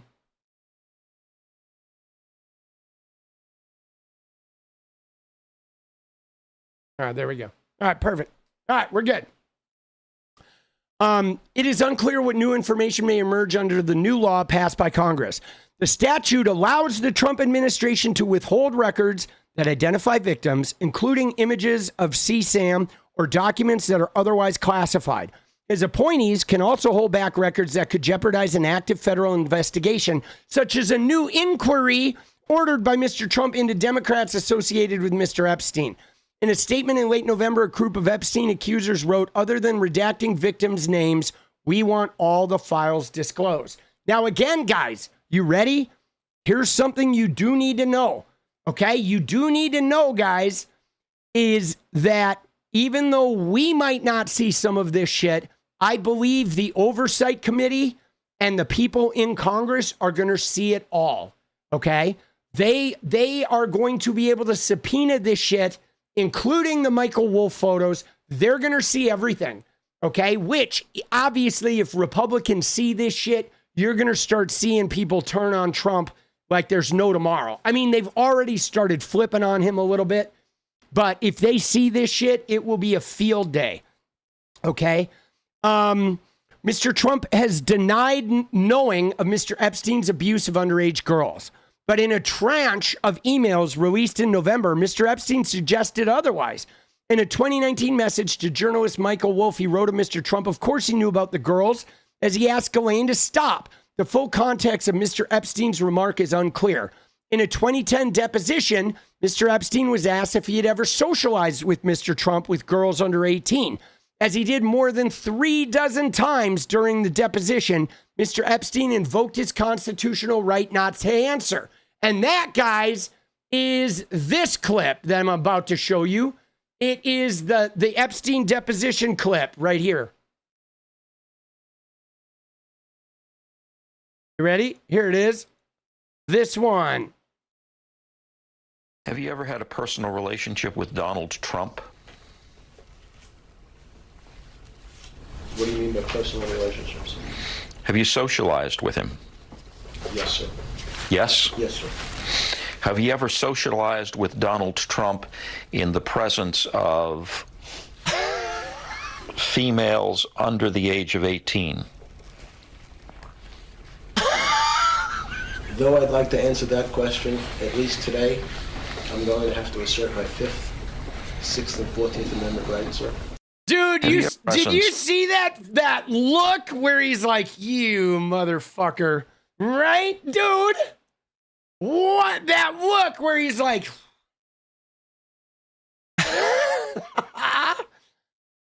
dude, unfucking real, bro, right? There you go. That's the 2010 deposition. So I'd like to answer that question, at least today. I'm going to have to assert my 5th, 6th, and 14th Amendment rights. Sex talk and office hours. Okay, sometimes the phone would ring in Mr. Trump's office at Trump Tower. The caller, the mysterious Jeffrey, as Trump described him in a 2004 book of business advice, never gave a last name, nor did he need to, Mr. Trump wrote. A few times a week, the phone would ring in Mr. Epstein's office in the Villard houses on Madison Avenue. Mr. Trump would be on the line. On one occasion, recalled an Epstein assistant from the mid-90s, Mr. Trump refused to give any name at all. Okay? The White House spokeswoman declined to say whether Mr. Trump's book was referring to a different Jeffrey. Of course they did. But the two talked at least 3 times a week during the mid to late 90s, according to a second Epstein assistant from the period. So they're hanging out, guys, and they're talking 2 to 3 times a week. I mean, that's a pretty close friendship on the phone, dude. Let me just tell you, when you're talking to somebody on the phone 3 times a week, dude, you're close, okay? Definitely close. The first assistant, who often worked late, recalled that sometimes when the office emptied out, Mr. Epstein would check to see that she was at her desk and put Mr. Trump on speaker. Mr. Trump, she said, seemed to enjoy regaling Mr. Epstein with tales of his sexual exploits. And Mr. Epstein seemed to delight in how uncomfortable it made her to overhear them. Like, my God, dude, they're even like sexually harassing the help, right? Having to listen to Trump talk. Because you know that Trump is a kiss and tell, right? Right? You know it. That he goes out and does shit to women, and then he goes and just tells everybody about it, every gory detail, like down to the fucking T, I'm sure. And the other thing that Trump used to do that was well known is he used to try to destroy people's relationships, okay? And this was like real common. And let me tell you what he used to do, guys, because this is dirty, okay? Say there's a guy in his circle, in the real estate or the business or entertainment circle, that he didn't like, that he was jealous of, some guy that he just hated. So what he would do is when that guy's wife went to the bathroom, Trump would wait for her, and when she came out, he would like literally like touch her genitals or stick his tongue down her mouth or force her into some situation where they had done something intimate, and he would force it on them. And then it was like if she told her husband it happened, he would just make it seem like they were hooking up. So then the wife would now have this terrible secret of like being, you know, SA'd and harassed by Trump. And she couldn't tell her husband because they were business partners. Maybe the husband needed to be business partners. And he would do that kind of shit to insert these little like psychological riffs in people's relationships. He was kind of well known for it, that like some women would literally, they would go to the bathroom with a friend when they were in a Trump space, you know? I mean, so fucking gross, dude. He's just like a terrible fucking human being. You know what I mean? That lives to like harm people. Like he literally exists to hurt people, right? That's what he does. He gets upset at people that he feels like have wronged him, and then he just tries to hurt them, right? Very sadistic. Okay. She remembered one call in the mid-90s on which the two men discussed how much pubic hair a particular woman had and whether there was enough for Mr. Epstein to floss his teeth with. On another, Mr. Trump told Mr. Epstein about having sex with another woman on a pool table, the former assistant said. A woman known in court records as Jane Doe, whom Mr. Epstein trafficked during the mid-90s, beginning in her early teens, testified in Miss Maxwell's criminal trial in 2021 that Mr. Epstein often put famous friends on speakerphone in front of other people. So there's corroboration that other, you know, Epstein survivors had mentioned this as well, that he had a penchant for putting him on speakerphone. The calls with Mr. Trump continued through the later years of the men's friendship, according to a third former employee who worked for Mr. Epstein on and off through most of the 2000s, and also recalled him putting Mr. Trump on speaker. They would talk about pageants or modeling shows or which country's women were in vogue in the fashion world. Sometimes the third employee said Mr. Trump went on so long that Mr. Epstein, whose attention span was famously short, would leave the room while his friend was still talking. Dude, how can I picture that, right? That Epstein is so bored of his blathering on that he just leaves and Trump is just still rambling. Dude, I know that's literally Trump's existence, is him talking when no one cares. And everyone's like, yeah, sure, whatever. Oh, wow. All right, here we go. This is now Maria Farmer, who called the FBI. Okay? Maria Farmer, an artist who has said she was SA'd by Miss Maxwell and Mr. Epstein during the mid-90s, told The Times in 2019 that Mr. Epstein had once summoned her to meet Mr. Trump at the Villard House office. Mr. Trump leered at her, she said, before Mr. Epstein informed him that she's not for you. Okay? This summer, a spokesman for Mr. Trump denied that the president had ever set foot in Mr. Epstein's office. The first former assistant, though, recalled Mr. Trump meeting there briefly with Mr. Epstein at least several times during the mid-1990s. Her account was supported by Mark Epstein, Mr. Epstein's brother, who said that Jeffrey had told him that Mr. Trump visited him frequently. And Maria Farmer, when she originally reported Epstein to the FBI in 1996, she reported Trump too. Okay? And the FBI has that original report. He was in the office all the time back then, Mr. Epstein said in an interview with The Times. Daily handwritten notes kept by the first former assistant and reviewed by The Times suggest that Mr. Trump was a regular presence in Mr. Epstein's life. The notes, spanning several months in late 94, have not been previously reported.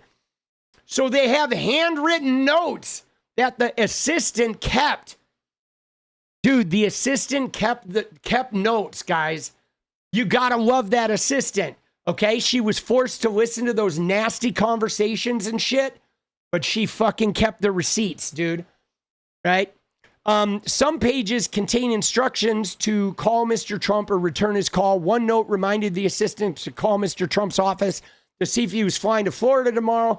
Another recorded that a package would be arriving with an invitation to a Mar-a-Lago event. On one page are instructions about invitations for an upcoming party Mr. Trump was to be invited, but only if his ex-wife Ivana, with whom Miss Maxwell was friendly, declined. Their relationship was riddled with undertones of envy and disdain. Mr. Epstein seemed to hold a low opinion of his friend's business acumen, as did, like, everybody else in New York. Right? Dude, because Trump is, like, a terrible fucking businessman, as you can tell by his fucking tariffs, dude. Epstein seemed to hold a low opinion of his friend's business acumen, according to the former employees and others who knew him. On one occasion, around 2001, the third former employee said Mr. Epstein was annoyed after Mr. Trump called him. He later told the employee that Mr. Trump was short on cash and wanted a ride on Mr. Epstein's plane. During the early years of their friendship, Mr. Trump was racing toward a reckoning over the billions of dollars he had borrowed to assemble his struggling empire, including casinos, hotels, an airline, and a yacht. According to former Epstein employees, Mr. Trump seemed attracted to the financier's wealth and business network.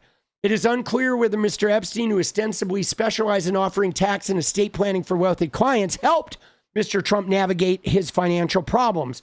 But in his 2020 memoir of representing Epstein victims' relentless pursuit, the Florida lawyer Bradley Edwards wrote that Mr. Epstein had claimed to some young women that he had bailed his friend out of bankruptcy. All right. Even as he dismissed Mr. Trump's deal-making, Mr. Epstein, who could be socially awkward at other people's parties, seemed to admire his friend's brash confidence and access to higher realms of nightlife and celebrity. Okay, he frequently mentioned his friendship with Mr. Trump, according to several accusers, telling one he had a bedroom reserved at Mar-a-Lago. Even after they fell out, Mr. Epstein kept a framed photo of himself with Mr. Trump and his future third wife, Melania, on a credenza in his Upper East Side dining room. The party circuit. Dude, this shit is deep, bro. They like went all into it here, man. Dude, it is crazy, boss. I mean, dude, I want this out. I want a reckoning, dude. Like, Trump deserves a reckoning. I'm tired of this guy being Teflon. Like, this guy needs a metaphorical beating from these charges, dude. He's been so abusive for so long. You know what I'm saying? It's got to happen. All right, a few years into Mr. Trump's friendship with Epstein, Ivana Trump filed for divorce. Mr. Trump's affair with Marla Maples, a former pageant contestant, was running hot and cold. In '92, he invited NBC to Mar-a-Lago to shoot video for a feature about his post-divorce life on the talk show A Closer Look. That's that famous clip that we watched earlier. I love beautiful women. I love going out with beautiful women, and I love women in general, he said in the footage. The cameras captured him and Mr. Epstein at the Palm Beach estate, surrounded by cheerleaders from the Miami Dolphins and Buffalo Bills. In the video, Mr. Trump grabs a smiling woman from the rear, pats her on the behind. In another clip, he appears to point toward women on the dance floor. Mr. Epstein doubles over laughing at something his friend had whispered. That's from this video here. And the photos of Trump grabbing the behind are this one.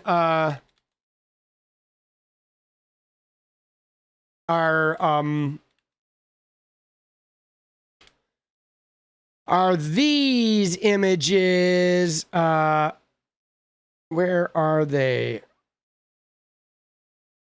These images right here. This is from that same party, okay? This is that same party. He was grabbing oh my God, the 90s, the hair is crazy. But see, there's one where he's grabbing the waist, but he was like grabbing some booty. This was this particular party. I don't know if we have the booty grab on camera, but this is all the same party. Right? Dude. Just crazy, boss. Dude, the hair. Man, the perms, bro. Dude. That late 80s, early 90s hair was just bad, guys. Oh, it was just bad, bro. Dude, yeah, they're young. They're young, and what's crazy about this is they're just trying to be pageant girls. Everybody was like trying to be a model. Okay. And obviously you look at some of these girls and I mean, they're fine, but they're not going to become models. You know what I'm saying? These girls, but, okay. You know what I'm saying? But what it is there were like thousands of girls that were never going to be models, but were trying to be models that would, you know, whatever, they'd put themselves out there, you know, trying to like do anything to get in the biz, you know what I'm saying? In January 93, Mr. Trump held another party at Mar-a-Lago, this one to kick off a beauty pageant he was bringing to Atlantic City with 24 business partners, George Horaney and Jill Harth. 24 or so potential contestants were flown to meet Mr. Trump. The only other guest at the party, Mr. Horaney told the Times in 2019, was Mr. Epstein, right? This is crazy. Kicking off a beauty pageant, he flew in 24 contestants to Mar-a-Lago for a party, and it was only Trump and Epstein. Yikes, dude. Talk about being set up. During dinner that night, Ms. Harth alleged in a 97 lawsuit, Trump groped her under the table, then cornered her in a bedroom normally used by his daughter Ivanka, and forcibly kissed, fondled, and restrained her from leaving. Again, he's going after the fucking... right? He's going after the woman who was with his business partner and just macking on her and creating this little rift, this little secret event, right? Dude, so gross, man. Later, in the pre-dawn hours, she alleged in the suit, Trump also sneaked into a bedroom being used by a 22-year-old contestant. Climbing into her bed uninvited, he groped her too, according to the suit. Mr. Trump has denied the allegations by Ms. Harth, who declined to comment. The pageant partnership later fizzled, leading Mr. Horaney to separately sue Mr. Trump in 1995 for breach of contract. Ms. Harth said she withdrew her subsequent harassment lawsuit as a condition for settling the contract dispute. She went on briefly to date Mr. Trump. Dude, then she dated him afterwards. Dude, that's fucked up, bro. Jesus. I would have not recommended that. That's one of those things where like the credibility issue suffers from that, you know? Yeah, I mean, dude, cornering women was kind of Trump's MO. And the other thing Trump used to do is he used to make promises. Like what he did with Stormy is he like made up some shit.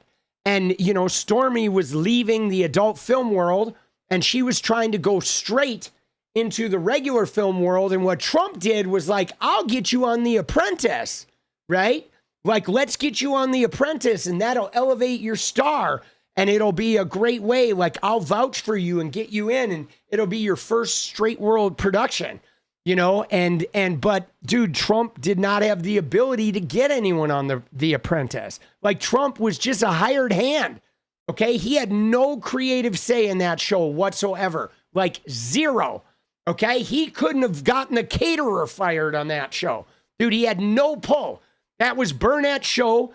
And on TV, man, the EPs, they run that shit.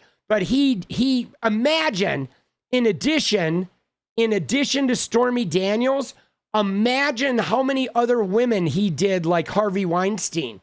Where like, yeah, I'm going to get you on my show. I'm going to like, just imagine the number of women he used.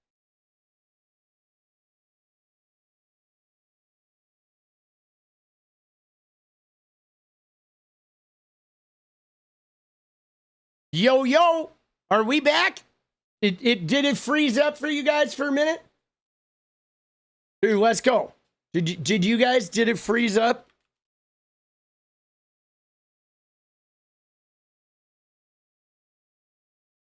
Position of power? Yeah, I mean, that's what it is, guys. It did, yeah. No, it did here too. Dude, I have to update my OBS tonight. All right. I have not updated my OBS. I'll update my OBS tonight. Dude, we got to get that going. But yeah, so guys, this though is like it's always about the power, guys. that's where the fascism comes from too. It always boils down to the power. None of this is even about sex. It's about power, those games. Okay, these guys are like sadistic power drunk, right? They're drunk on power. Okay.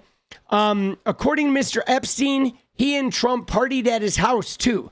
In a 2015 email exchange with Landon Thomas Jr., then a Times reporter, he recounted a moment when Mr. Trump was so focused on young women swimming in his pool that he walked into a glass door. Right? Dude, of course. Can you see Trump doing that? What an idiot. Okay? Mr. Epstein also referred to the 22-year-old contestant from that night in 1993, indicating she had pictures of Donald and girls in bikinis in my kitchen and providing her email address. The emails, among those released by Congress last month, came as Mr. Trump led in the polls for the Republican presidential nomination. Mr. Thomas, who had once pitched Mr. Epstein on a sympathetic profile, said he was being approached by people who thought he had juicy info on you and Trump. Okay, it is unclear whether the photos Mr. Epstein referenced exist. The former contestant could not be reached for comment. The Times is withholding her name because she has not publicly come forward with her own account of the events. Mr. Thomas has said he never received any photographs. He left the Times in 2019 after disclosing he had solicited a charitable contribution from Epstein. Dude, these guys are all so tied up. Oh yeah, dude, cocaine was definitely a thing. Although, guys, I don't know. I don't know if like, I don't think Trump ever did cocaine. I'm sure he had cocaine for women, right? And he probably got women very high on cocaine. But I think Trump has been a drug avoider. And I think like him and Epstein both were very anti-drug. And the reason being is it allowed them to be like better. It allowed them to be better manipulators.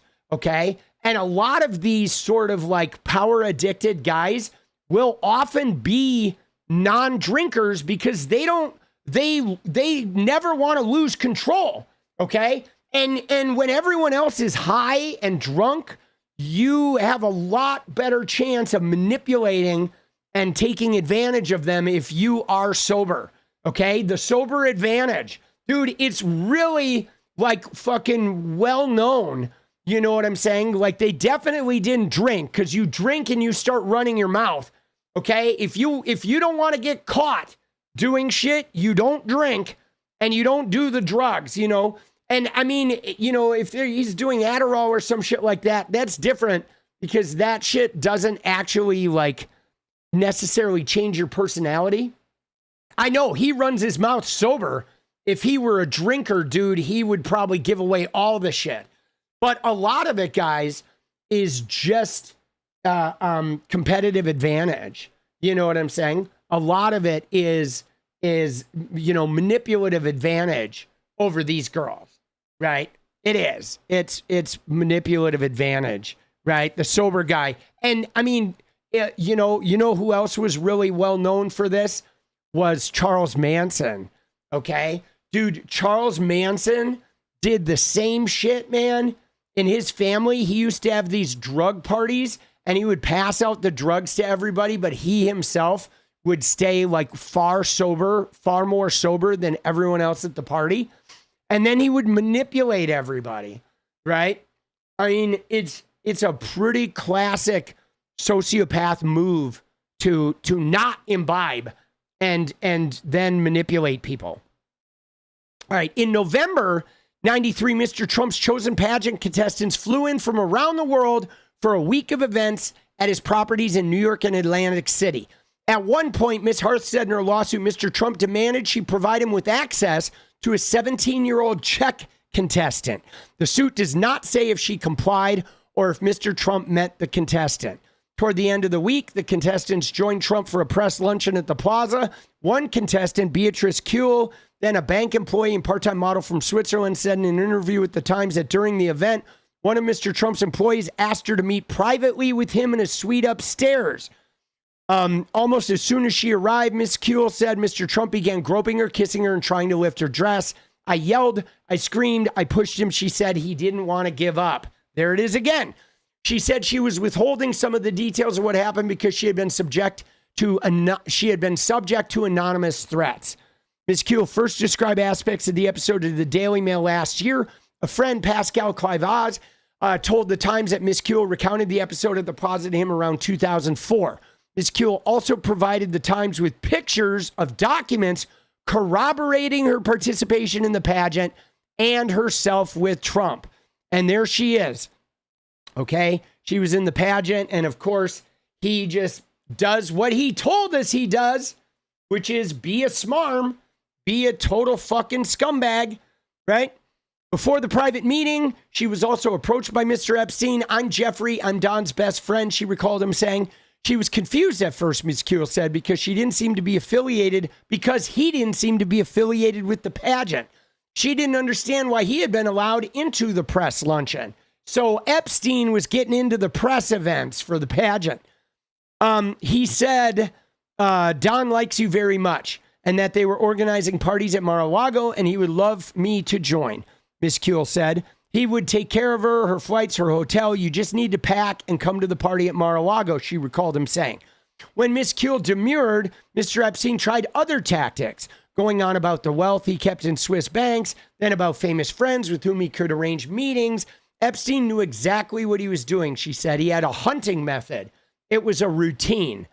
The first of Mr. Epstein's former assistants interviewed by the Times said that on dozens of occasions in the mid-90s, the financier instructed her to call a pageant winner from somewhere in the world and invite her to visit him in Florida.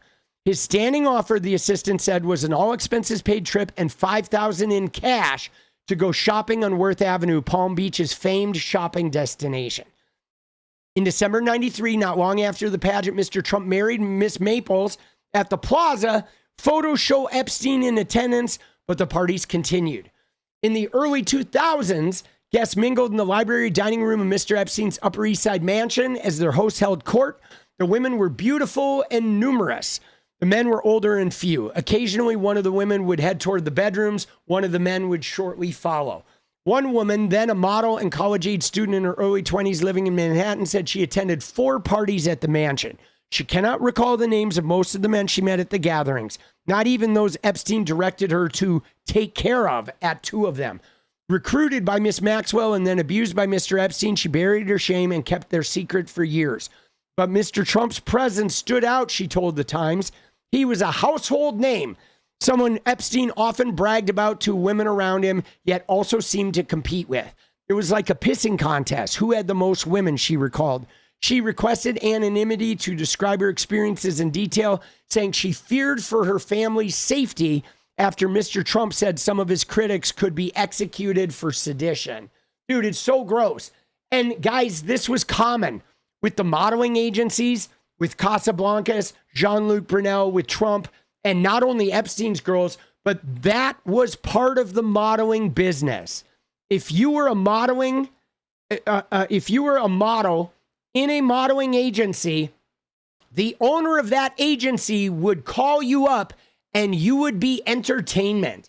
Okay. When you were not modeling, you had to dress up and come and do crazy shit, like walk on the table with no underwear while they looked up your skirt. You had to attend parties and service these guys. The models were essentially like escorts, okay, that had to do escorting in it and other party favor type behavior where they were the entertainment in exchange for getting those modeling gigs. And in Trump's, case, he brought women from Eastern Europe. See, they used to do it like mostly internationally when the women were trapped, right? Like Trump would bring women from Eastern Europe, put them in his apartments, overcharge them for rent, and then get them modeling gigs and force them to be the entertainment for his buddies. But they had no recourses. They couldn't go anywhere. And the same would happen with Americans in Italy and in France.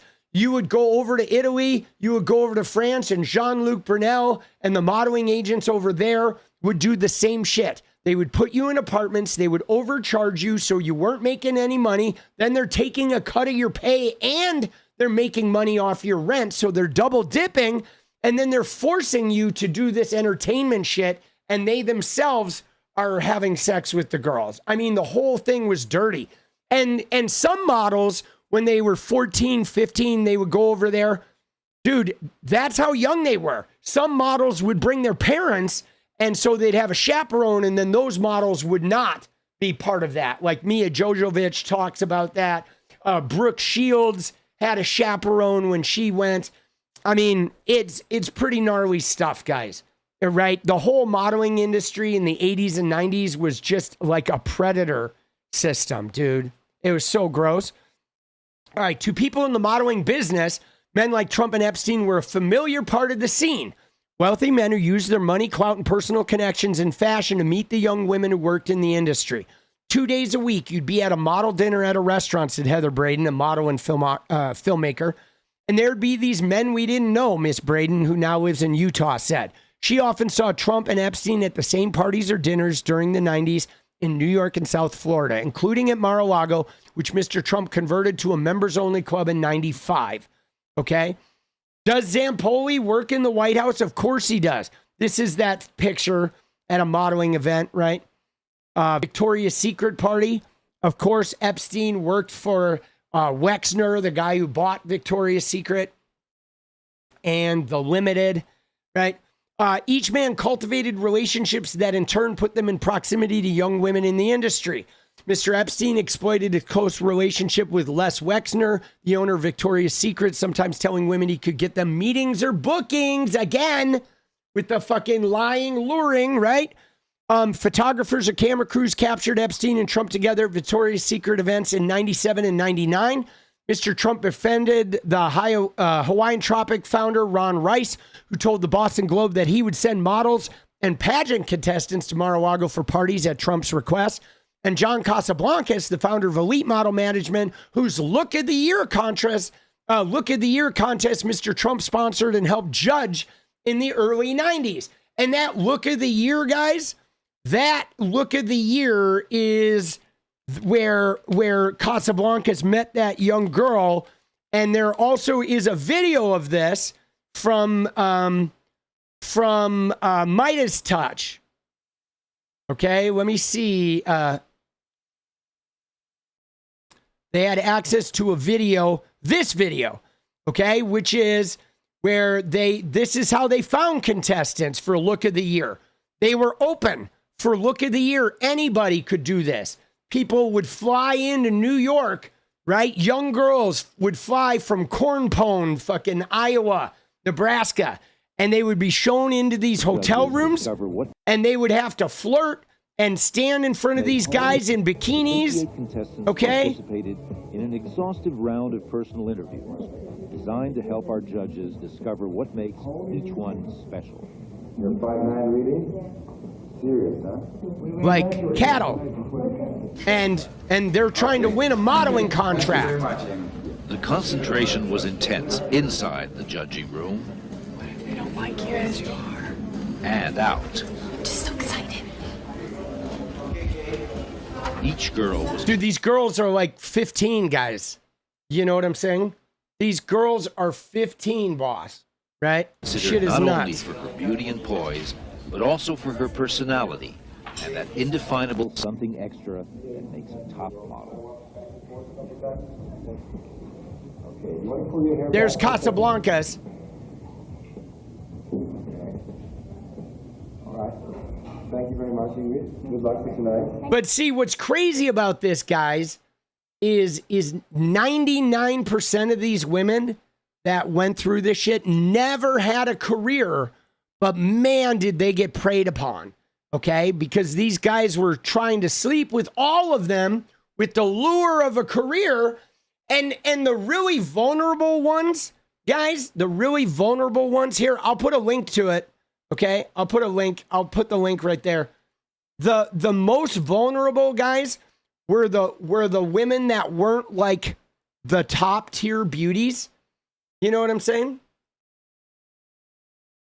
Dude, I don't really like, you know, I don't think it's fair to call them whores, okay? I don't think it's fair to do that, okay? And the reason being, okay, the reason being is because of the power dynamic, okay? Because when you look at it, guys, women that are 19 years old, 17 years old, 16 years old, they have sex, okay? Like young women have sex, okay? And they're going there trying to be a model, and then a lot of times they believe these guys want to date them. You know what I'm saying? Like, look at John Casablancas. He married somebody who was like 17. He was dating her when he was like 15. And they go in and they come on strong and they take them out to dinner and they make them think that, like, wow, you're different than all these other girls. Like, I really like you. And it was not uncommon for those types of like weird relationships to occur. It was like socially, like not really that frowned upon. And everybody was doing it. And so they were like, that power dynamic is really crazy. And then there's this added thing, though, where sometimes these girls don't want to do it, but they're basically told, if you don't, you're done. Like, you have no shot at making it. And so, you know, so for a 16-year-old girl who already is, you know, sexually active, and a lot of times they're from, you know, homes where they have parenting issues, usually a distant relationship with their dad to begin with, because their dad is some fucking workaholic. They get stuck in a position where they figure, okay, I'll do it this one time. Like, I don't want to ruin my chances of having a career.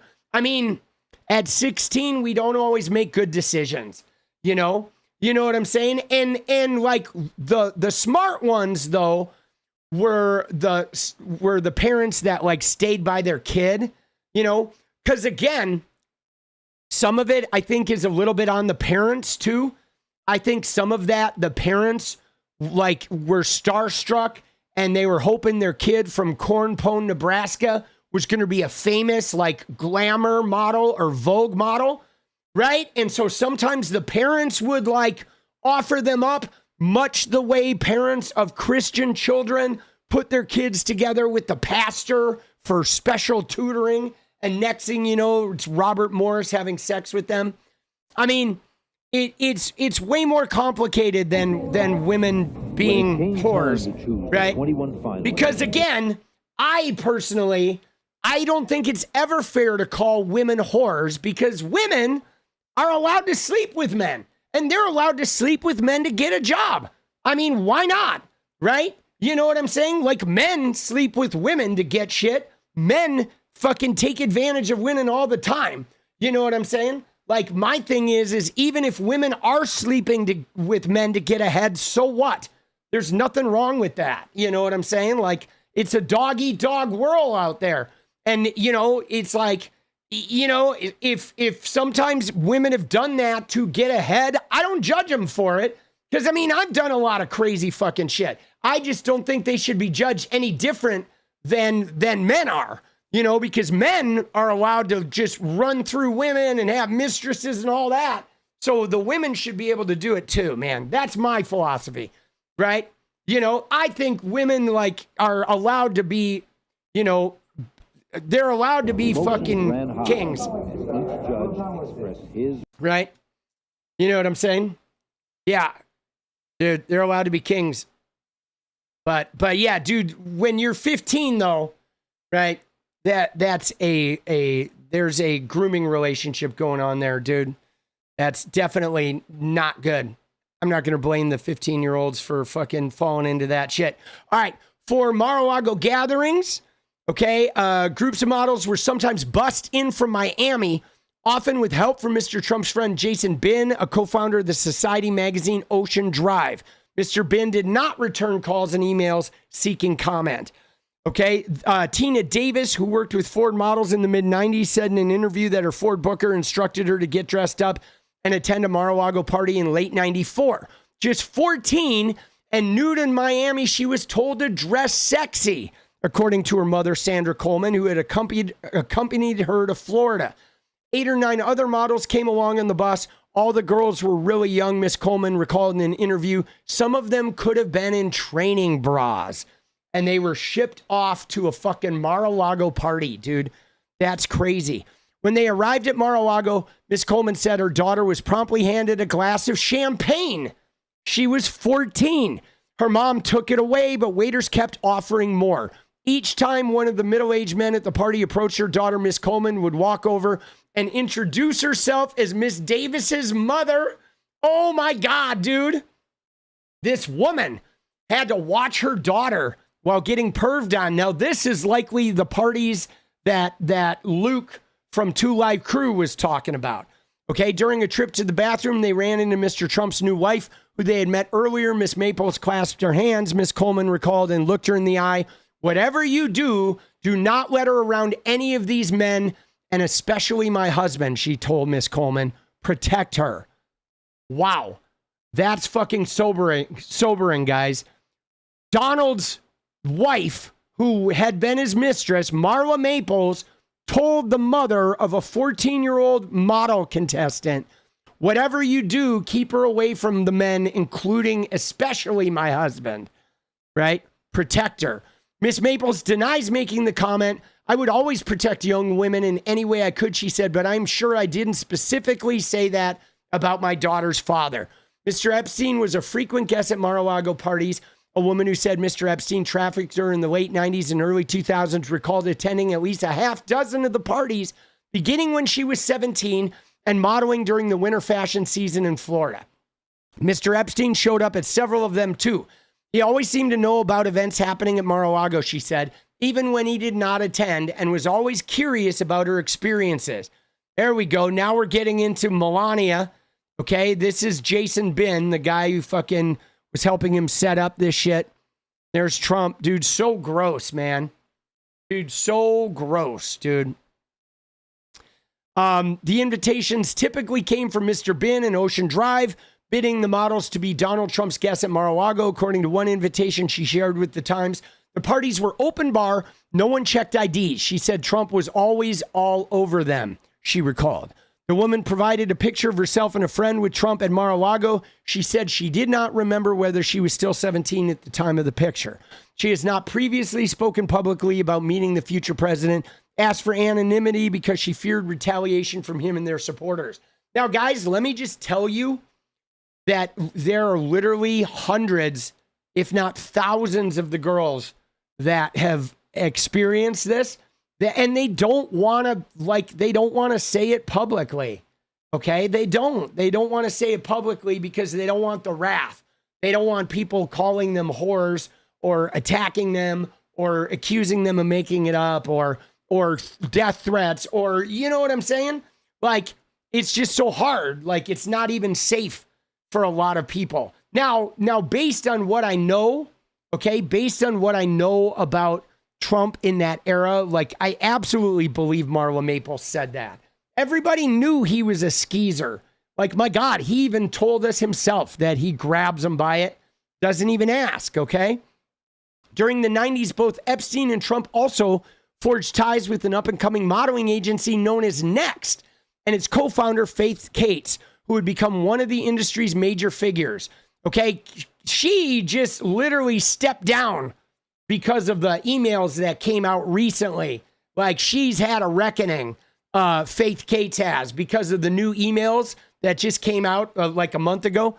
Mr. Epstein was sometimes seen around Next office meetings, according to Miss Braden, who was also represented by an agency that merged with Next in the early 90s. After Epstein's death, several former employees told the Daily Beast they'd seen Epstein around the Next offices or had taken calls from him.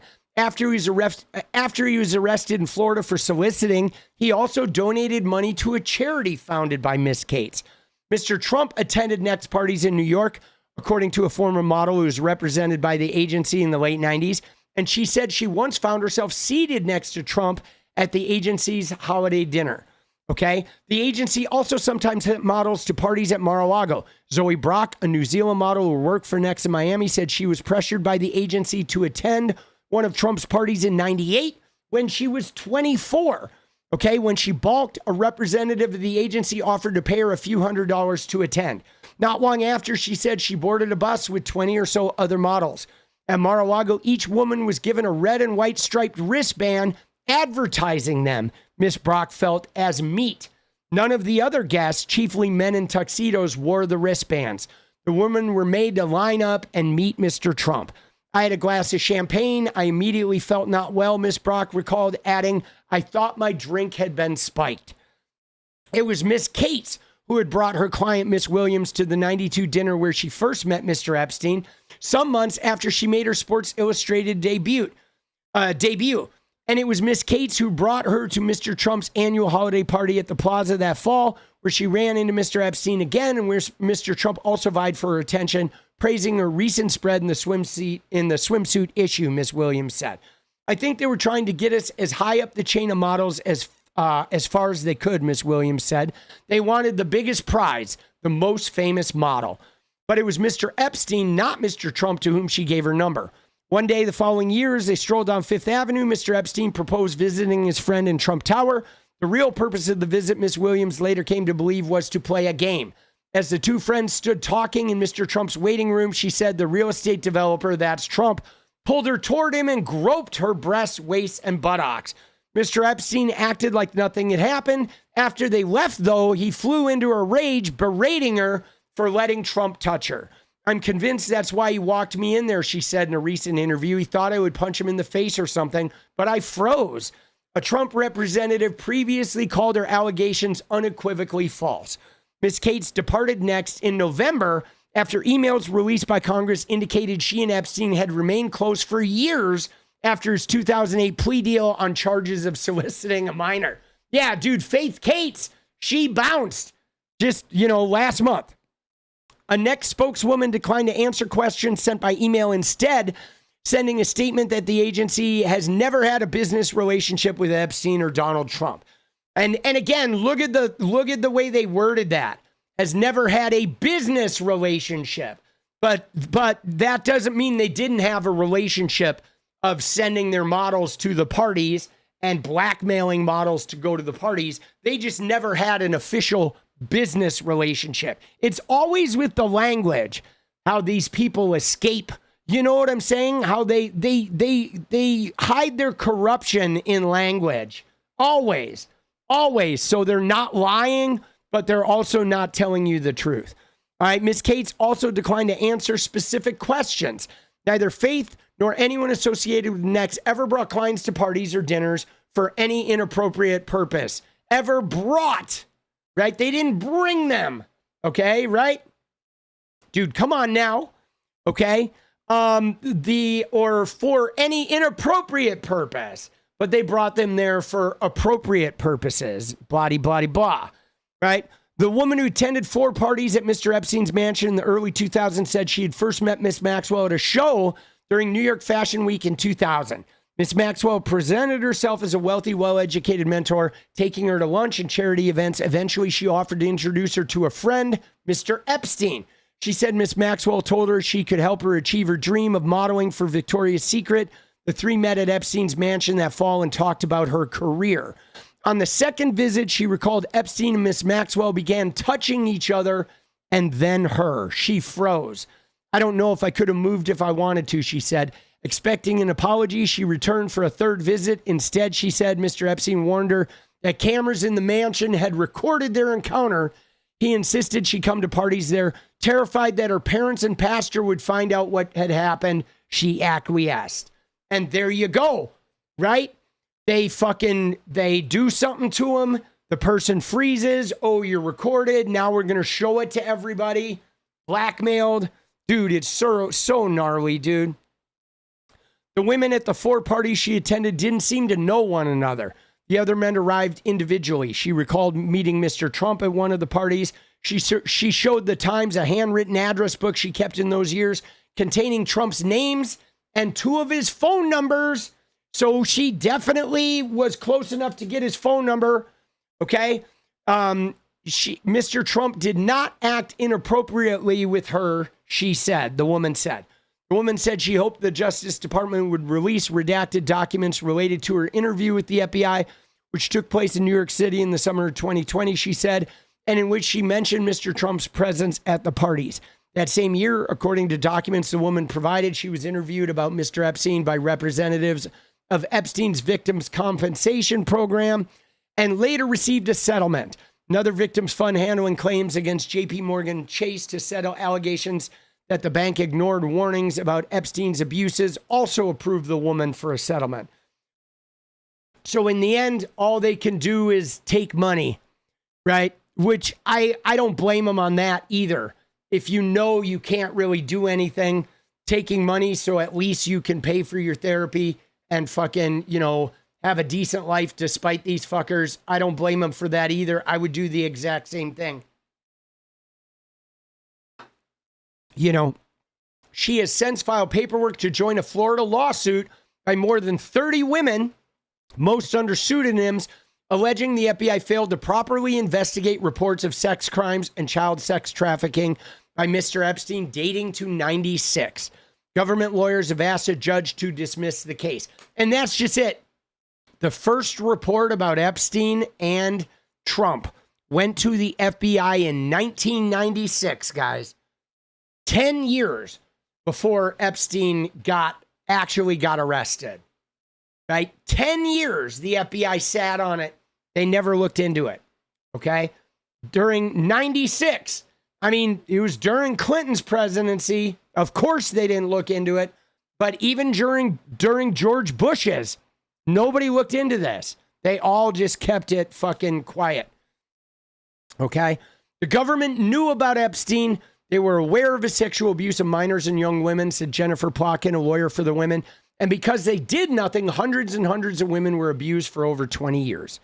Ms. Maxwell is serving a 20-year federal prison sentence for conspiring with Mr. Epstein to traffic underage girls. And she also participated in it. Last July, the deputy DA, Todd Blanche, traveled to Florida to interview her. She acknowledged Trump's social relationship with Epstein, but said she had never seen the president behave inappropriately. A week later, she was transferred to a minimum security prison. Her lawyers are now seeking to overturn her conviction. In the early 2000s, Epstein, now extraordinarily wealthy and well-connected, seemed to grow less content with the anonymity he had carefully drawn his life around his life and business. In 2002, practically inviting public scrutiny, he arranged to fly with former President Clinton and a celebrity entourage that included Chris Rock and fucking Kevin Spacey, I believe, on that flight. Arranged to fly with them to Africa on a humanitarian trip. Details of the trip were soon shared with the New York Post, page 6. Not long after New York Magazine published the first major profile of Mr. Epstein, Mr. Trump provided the headline, quote, "He's a lot of fun to be with. It is even said he likes beautiful women as much as I do, and many of them are on the younger side." They knew, okay? They knew. But sometime in the subsequent years, their friendship soured. Exactly when and why is unclear. After the allegations against Epstein slowly began emerging into view in the mid-2000s, accounts Mr. Trump and his reps gave of their relationship and its end began to molt and morph. Mr. Epstein was kicked out of Mar-a-Lago for being inappropriate with a masseuse or with the daughter of a member. Mr. Trump had banned him for poaching employees or for being a creep. Now, again, guys, to put this into perspective, Virginia Giuffre was groomed out of Mar-a-Lago in 2000, okay? Donald Trump didn't kick Jeffrey Epstein out of Mar-a-Lago until 2007, okay? 7 years later, he got kicked out. And that was after that business deal for that property that Trump undercut after laundering some money for Russians, right? So there was no, we caught him stealing girls and then we kicked him out. Yeah, 7 years later you did, you fucking bullshit artist, okay? The first public signs of a breach came in 2007 with an anonymous page 6 item right as Mr. Epstein was negotiating a plea deal to resolve the first federal and state charges against him. Epstein, the Post reported, had been banned from Mar-a-Lago for soliciting a masseuse about 18 years old. The item appeared to refer to Virginia Giuffre, who said she was recruited by Miss Maxwell from Mar-a-Lago Spa just shy of her 17th birthday back in 2000, right? When Mr. Epstein and Mr. Trump were still close, okay? Several years later, after the page 6 item when Miss Giuffre had gone public with her allegations, Epstein wrote to Miss Maxwell expressing surprise that Trump had not gotten more attention, writing that his friend had spent hours at my house with Miss Giuffre. Miss Maxwell replied that she had been thinking about the same thing. In depositions in 2016 with Trump, a leading contender for, the president, Miss Giuffre said Trump had never had sex with her and that she couldn't remember seeing him in Epstein's homes. She died by unaliving this April. In 2009, Mr. Edwards, the lawyer representing a group of Epstein's victims, set out to depose Epstein's circle of powerful friends. In his book, Mr. Edwards wrote that Mr. Trump quickly agreed to a phone call. Mr. Epstein was merely a business acquaintance, he told Mr. Edwards. He could not recall exactly why Mr. Epstein had been removed from Mar-a-Lago. He said that he had last seen him at a business meeting at Mr. Epstein's Palm Beach home sometime before the allegations came to light. Even so, in early 2015, as Trump began exploring a presidential bid, stories about Epstein's widening legal trouble still referred to Trump as his friend. Okay, Mr. Trump and his representatives became more aggressive. Mr. Epstein was merely one of the thousands of people who had visited Mar-a-Lago. Alan Garten, Trump's top aide and lawyer, told BuzzFeed News. He was even more definitive. The following year, there was no relationship between Epstein and Trump. They were not friends and they did not socialize together, which we know was a lie based on that interview, that 2010 deposition with that we watched. I mean, they were besties in the 90s. Like fucking bullshit.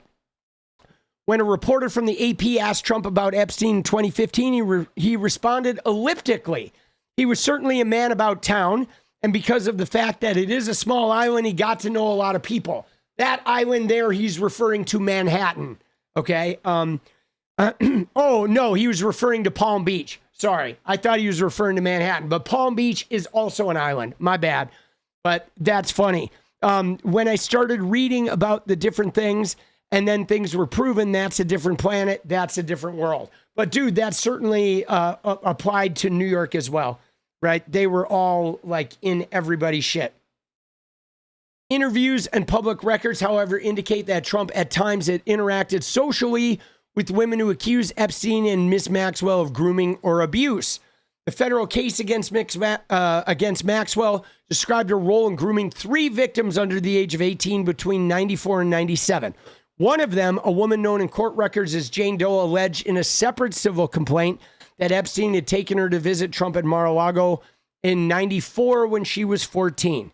This is a good one, right? Mr. Epstein said, elbowing Trump playfully, according to the complaint. Trump smiled and nodded, and the two men chuckled, the victim said. Her case ended in a settlement with Epstein's estate. In 2021, testifying at Maxwell's trial, she said she competed in Mr. Trump's Miss Teen USA pageant. Okay, Jesus, dude, we're almost at the end here. Dude, this is like so fucking brutal, guys. It like reading this is just brutal. You know, it's like you just know. It's like you can see everything in the space between the lines, but everyone just keeps covering, you know, because I'm sure, you know, they don't want to risk like having to end up in the limelight. They don't want that Trump fame machine to come grind them down. And in addition to then forever being remembered as the person who was abused by this guy and death threats and what have you. You know, Jack O'Donnell, who ran Trump Plaza in Atlantic City for several years and later wrote a critical book about Trump, recalled in an interview that Trump once arrived at the casino after midnight one Sunday in 1989 with Epstein and 3 young women. A state gambling inspector recognized one of the women as tennis star Gabriella Sabatini, who at 19 was too young to legally enter the casino. In a call that Monday, the inspector told Mr. O'Donnell that all the women looked very young. He said soon after, Mr. O'Donnell claimed Trump called Trump to flag the issue, and Trump said, yeah, Jeffrey likes them young. Mr. O'Donnell recalled in a recent interview, too young for me, Mr. O'Donnell previously described the episode in Slate. The White House called his account a fabrication. Efforts to reach Miss Sabatini were unsuccessful. Whatever the cause of their later falling out, Epstein remained obsessed with Trump In the years after their last known contact, he exchanged hundreds of emails with others mentioning his former friend. Now, I do believe that Epstein thought Trump had rolled on him because of Trump's not showing up being mentioned. I think Epstein believed Trump had privately sold him out in some way, which I would not be surprised if in order to cover his own ass, he sold Epstein out. And in fact, he did make Alex Acosta his labor secretary after Acosta was the guy who gave Trump federal immunity and all of he gave Epstein, right? Acosta was the guy who got rid of Epstein's case, gave him and all of his cohorts federal immunity. Whatever, as Mr. Trump's political career took flight in the mid-2010s, Epstein's umbrage seemed to grow. Even as he maneuvered to regain influence within Trump's world, he mocked and criticized him in private, calling him nuts and evil beyond belief. Okay, he resented Trump's effort to distance himself, the emails show. His older, smoother former friend seemed untouchable while he was enveloped in scandal once again. As more and more victims came forward with their accounts of abuse, right? Epstein was getting, Trump was always Teflon. In an interview taped by Mr. Wolf in 2017 and published by the Daily Beast last year, Epstein described what he said was Trump's technique for trying to bed the wives of friends. Mr. Wolf asked how such intimate knowledge of Mr. Trump, and he said, I was Donald's closest friend for 10 years. In emails, he hinted to friends that he could take Mr. Trump down. He didn't say how. And in the end, he ended up dead. So there you go. Dude, what a crazy fucking article. Dude, isn't that nuts? This should be literally the top headline. Okay, we should be talking about this for the next month. This needs elevation. But isn't that insane? Hugely researched. Tons of interviews, a lot of sources. And let me just tell you, there are fucking hundreds of women who have gone through this shit, guys. Hundreds. Dude, unfucking believable, man. Dude. Oh, shit, bro. Man, that was insane, boss. What a read, bro. Dude, this article is absolutely insane. Dozens of interviews, years of combing through records, court documents, depositions, tremendous research, looking at the new tranches of emails and shit, corroborating other people's stories with other witnesses and or court documents. This piece was impeccably researched by the New York Times. Okay, and will it even make a blip on the radar? We don't know. You know what I'm saying? I mean, I think it's time for the downfall, though. Thank you, Ellen. Appreciate that. Dude, I have to go to the bathroom and stretch for a minute, dude. I want to talk a little bit about the shooter from Brown University.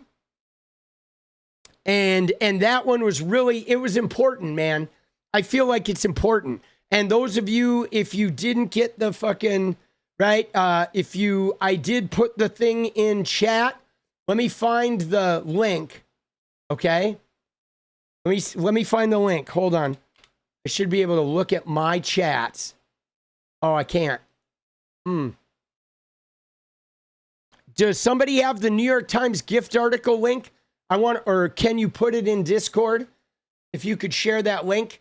There is a Seattle Jen. You took the link, didn't you? Please take the link for that gift article and put it in the Discord so everybody can read it. And I'll tag it if you guys want to read this.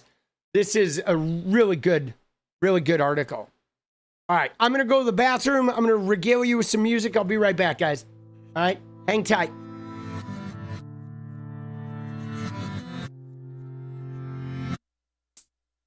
My machine has perfect stars in you.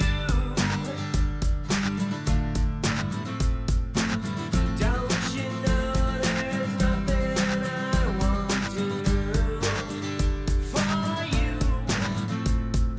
My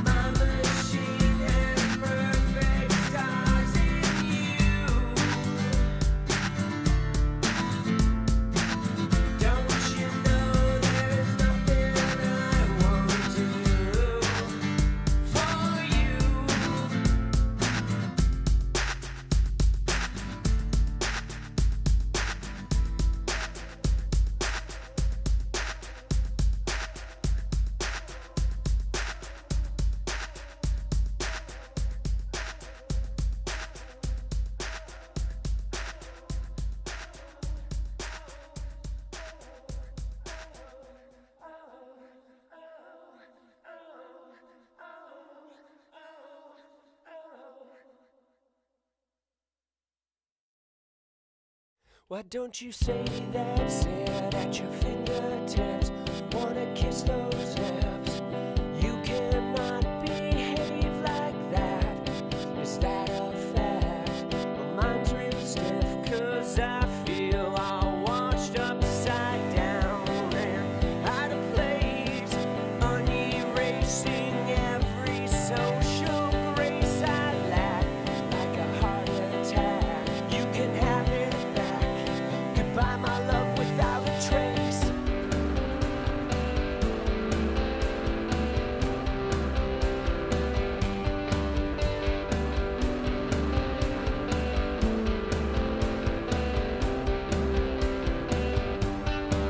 Why don't you lose your grip on playing innocent? Got me turning on me. You never wanna give again. I'm shy when I ask you why. You don't know what to say, so you just say goodbye. Get good. All right, let's go. All right, so we're gonna just take a cursory look at the Brown shooter. Okay, get in here, dude. So it's pretty wild, guys. Okay, pretty fucking wild because the convoluted nature of this. You know what I'm saying? It's like how a lot of misinformation was happening. And in fact, the shooter was found by a Redditor, guys. It was a person on Reddit that actually helped them sort this out. Okay? Now, the suspect in the Brown shooting, they found him dead in a storage unit in New Hampshire. All right, we're going to run through this article real quick. Okay? And they believe this is connected to that MIT professor who was also Portuguese that was murdered in Brookline, Massachusetts the other day. Now, I think they knew each other. I think this person did. Now, let me just give you a rough timeline, though, of what happened here, okay? Because some of this has to do with Laura fucking Loomer, okay? So what happened was the shooting takes place, okay? And this woman who was the head of the Republican club died in the shooting, Ella Cook, along with that other brown-skinned student that the Republicans never even mentioned his fucking name, bro, right? All they did was for days talk about a Republican woman being shot. This was a targeted political attack.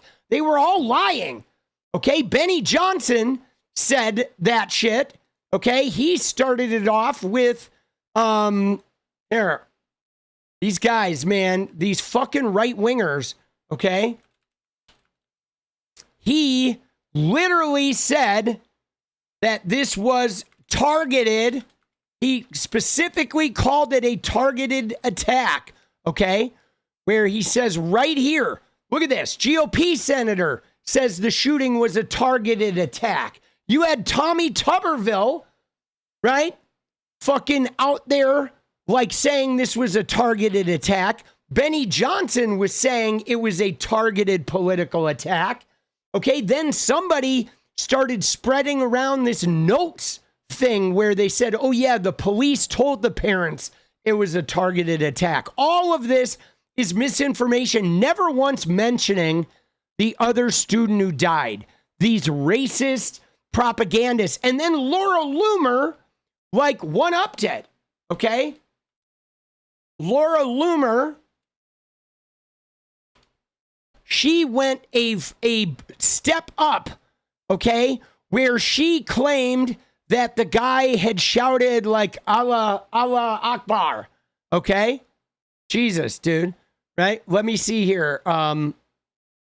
Let's go to her. That thing is hideous. Okay, so let's see. We're gonna, let me duplicate this and search her profile because Allahu Akbar, okay, is what she was fucking saying right here, right? She was saying before, Brown University mass shooter yelled Allahu Akbar before opening fire. How come they're not reporting this? Dude, nobody said this, guys. Nobody fucking said this. This was all just complete bullshit. Muslim, complete right-wing fucking finagling. All lies. You know what I'm saying? All completely lies. Tell them what was shouted. And now, guys, even after they come out and give this news conference, here's what they said today. Okay, you ready? Here's the authorities today.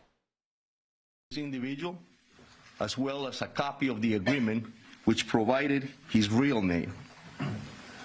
The video of that subject matched the description of that person of interest that this police department was desperate to put handcuffs on. That individual was identified as 𝗙ecie𝗶𝗹𝗆𝗀, date of birth, and he was a 48-year-old man. He was a Brown student, he was a Portuguese national, and his last known address was in Miami, Florida. Okay, so he was a Brown student in the early 2000s, and I believe he knew the guy who died. Okay, I believe he knew the guy who died, who he murdered in Brookline, Mass, too. Like, he knew him from Portugal, that MIT professor. But so he was in Brown for like a year or two, and then he dropped out, and for whatever reason, he shot up the place, and that professor now, I'm sure there's more in the more to this story that's going to come out. Now, I believe he possessed the storage facility. But what's crazy is how they found him, okay? They did not find him right away, all right? You ready? So check it out. So suspect found dead in New Hampshire. The man, a 48-year-old former Brown student, found with a self-inflicted gunshot wound in a storage unit. They believe he was also connected to the killing of the MIT professor, okay? The body of the man suspected in the killing of 2 students at Brown and a professor at MIT was found in a storage unit in New Hampshire Thursday night. They had swarmed the storage facility in Salem, New Hampshire earlier in the evening in pursuit of a man wanted in connection with the 2 deadly attacks, which had stunned New England and set off days of frustrated searching. Federal investigators obtained a warrant for a unit they believe was linked to the person they were seeking. And then it's suspected that he died by unaliving. Okay, they've identified him as Claudio Manuel Neves Valente. He said he's a 48-year-old former Brown student, last known address in Miami. No motive that is clear yet of either the Brown shooting or the professor in Brookline. Said it was safe to assume the suspect had, during a brief stint as a graduate student in the early 2000s, spent considerable time in the campus building where the attack unfolded. Okay, they rushed to Salem on Thursday, hoping they would fucking be able to search it. After this guy had busted in on Saturday, he burst into the lecture halls in the science building, opened fire on students, and those 2 students were killed. 2 days later, they were called to the home of the MIT professor who had been shot. He was pronounced dead on Tuesday. Dude, it's crazy, man. Now, here's how they found him, guys. You ready for this? Again, 𝗙cie Patel's FBI, totally fucking useless. Okay? We need to point that out. That the FBI has been involved here, but 𝗙cie Patel's FBI is useless. They would have never found Tyler Robinson if he hadn't turned himself in. Here, it was a Redditor who discovered this guy. Okay, right here. Look at this. A Reddit poster. Okay, and this was confirmed by Pam Bondi. Okay, a Reddit poster posted on Reddit. I'm being dead serious. The police need to look into a gray Nissan with Florida plates, possibly a rental. That was the car he was driving. It was parked in front of the little shack behind Rhode Island Historical Society on the Cook Street side. I know because he used his key fob to open the car, approached it, and then something prompted him to back away. when he backed away, he relocked the car. I found that odd. So when he circled the block, I approached the car, and that is when I saw the Florida plates. He was parked in the section between the gates of RIHS and the corner of Cook and George Street. So there was a fucking person on Reddit who saw this guy behaving weird with a key fob, went around the block, noticed the plates, and then started posting about it. And people were like, man, I hope you reported this shit. It was this tip that led them to the rental car, that led them to finding out the identity of this guy, and then tracking him down to that storage unit. Again, 𝗙ście𝗶𝗹𝗶𝗹 was like flying around on our dime, going to fucking do a podcast with his fucking girlfriend because he's inept and the entire FBI under his leadership sucks ass. Okay? Dude, Cash. Dude, where's the FBI? They're nowhere. Okay? They're nowhere. Dude, they're so bad. Like under Cash. They are so fucking bad, bro. Okay? And the search found video clips of the figure seen walking. We've seen those clips. The two students killed at Brown were Mohammed Aziz Umarzokov, right, who arrived from Uzbekistan in 2011 on a scholarship to attend Brown, and Ella Cook, a pianist who became vice president of the Republican Club. And again, all the right-wingers only talked about Ella Cook. They never once mentioned Muhammad. Not once. They never once mentioned him in any of their posts. They didn't even mention a second student was dead. Okay? Not at all.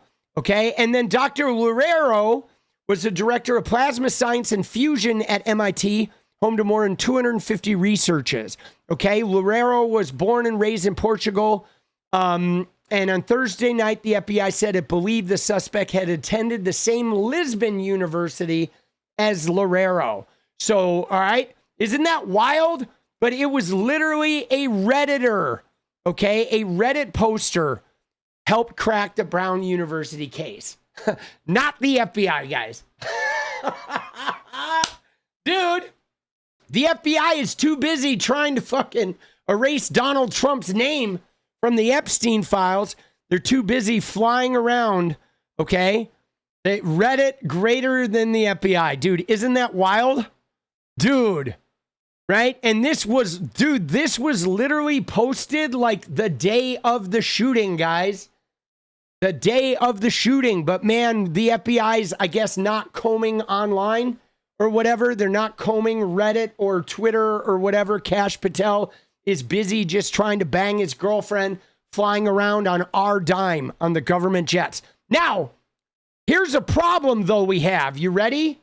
Because we got to talk about this guy, okay? 𝗙cie𝗶𝗶𝗃, okay? Because this guy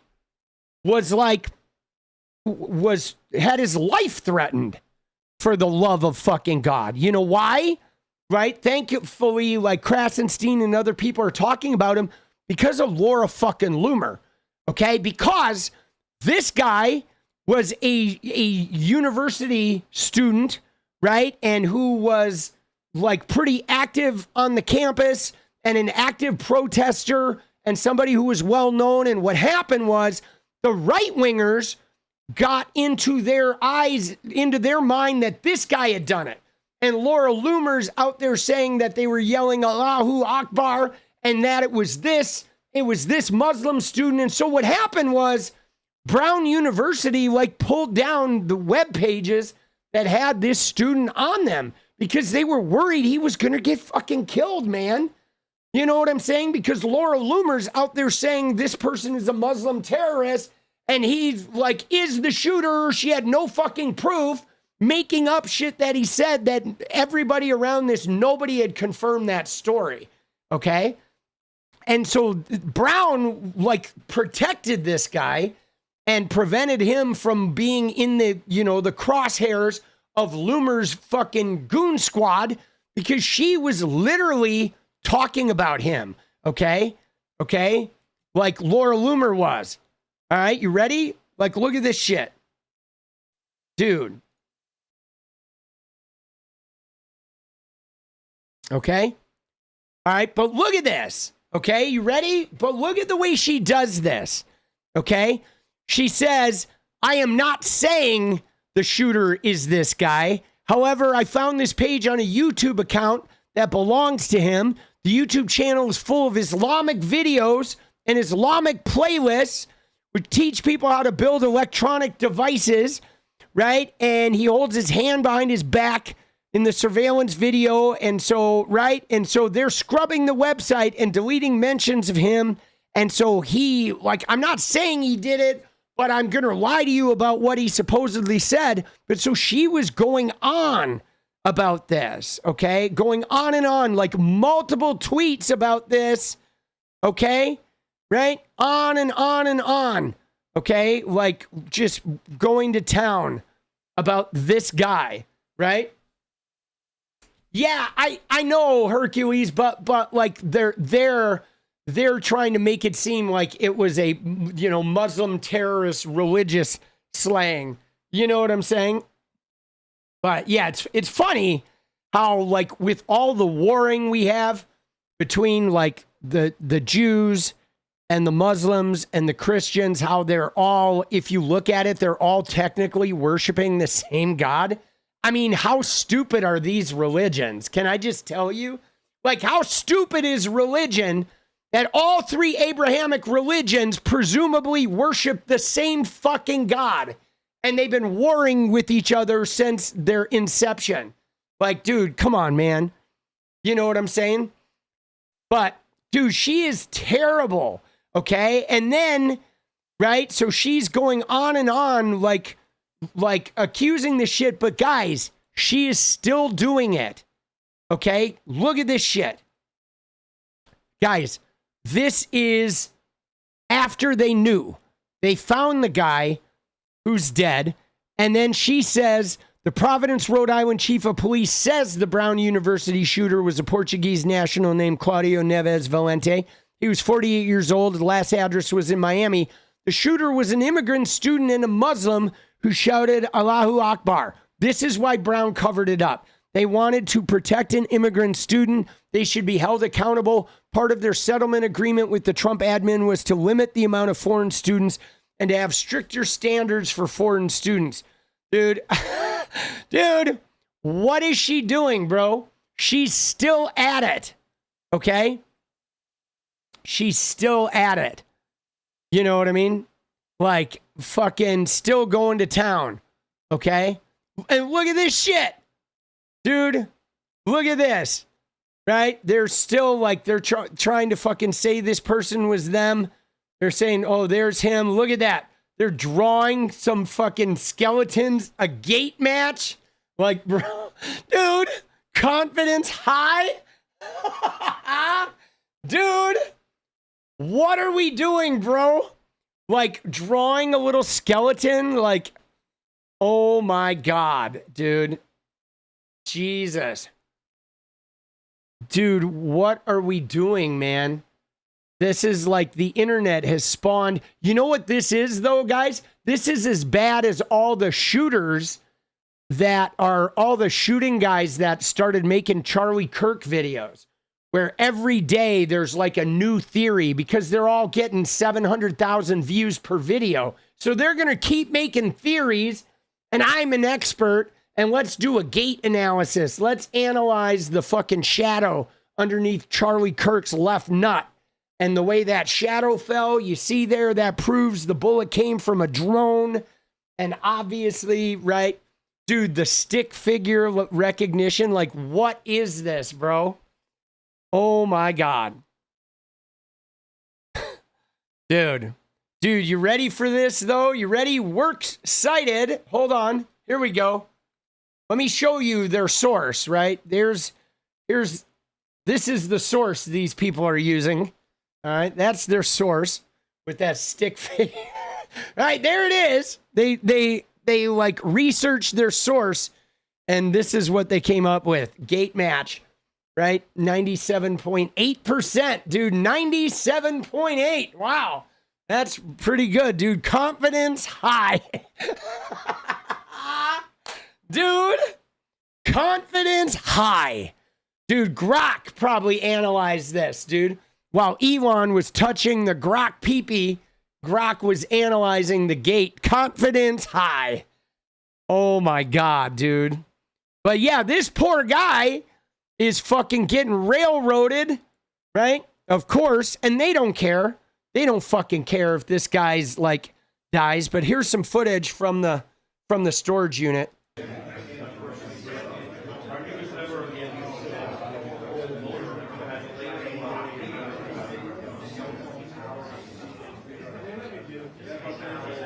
Dude, I guess he's filming this in a bar or something. Is like what they're doing. They're filming a TV set in a bar or some shit. I don't know what they're doing. But it's a storage unit. Now, I believe, don't quote me on this because I have not done preemptive research. I'm learning as we go here. This is just an introductory video footage. And we still have to look at the Bondi Beach thing too, which is getting a little further advanced. But so what I believe was this, was that the, and maybe we'll find out more details. Last known address was down in Florida. The Redditor posted that thing about the car.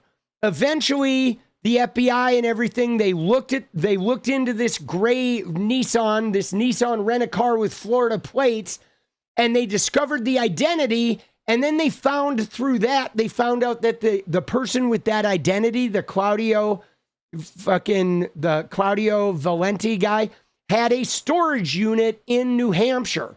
So then they descended upon the storage unit with a search warrant to go in there and see if they found any weaponry or what was in there. And what ended up happening is the storage unit, when they got in there, they found him in there and he was dead of a gunshot. Okay. So if I were to put my like sleuthing hat on, I would think about like this, that this guy probably, if he was coming up from Florida to do some killing and he had planned this thing out, he would get a storage unit that is driving distance to Brown and to Brookline, Mass. Okay. That was not nearby. That was further away, where he would have his guns and his things, his whatever, any equipment he needed for this thing, a separate place that he could go in, and he wouldn't be carrying a gun into a hotel or some shit like that. Right? You know what I'm saying? Like, obviously, you're not going to check into a hotel with a bunch of guns. That might be really noticed. But going to a storage unit in bumfuck nowhere in fucking New Hampshire, you're going to go in there and you're going to be able to store the shit. Having guns at a storage unit is much easier, right? It's much easier to fucking get away with, right? So you're low key. Somebody pulling out a bunch of guns in a storage unit, no one's going to ask any questions. Okay? And so that may have been his ground zero. Can always count on me for a laugh. Let's go. You got it. I'm here for the laugh. Let's go, baby. Thank you, Spurs. Appreciate you. But so you know, that to me, that seems like the most plausible thing if I'm thinking of this as a criminal investigator. That's what that feels like. The storage unit was like his staging area, right? Because obviously, if you're going out of your way to come up from Florida to commit some murders, you don't want to get caught before, you know, if that's your thing. But so, you know, but it looks like somebody's recording this shit in a bar or some shit, you know. It's just, you know, images, but man, they brought everybody out. Let's see what Sortor said about it. He said FBI agents surrounding storage facility where the vehicle was found there too, right? And so they pulled everyone out and it turns out he was already dead. Okay. He had offed it. Yeah, he was definitely like trying to stay off the grid. I mean, guys, the storage units are pretty funky places. Can I just tell you, like, there are people who sometimes live in them or crash in them.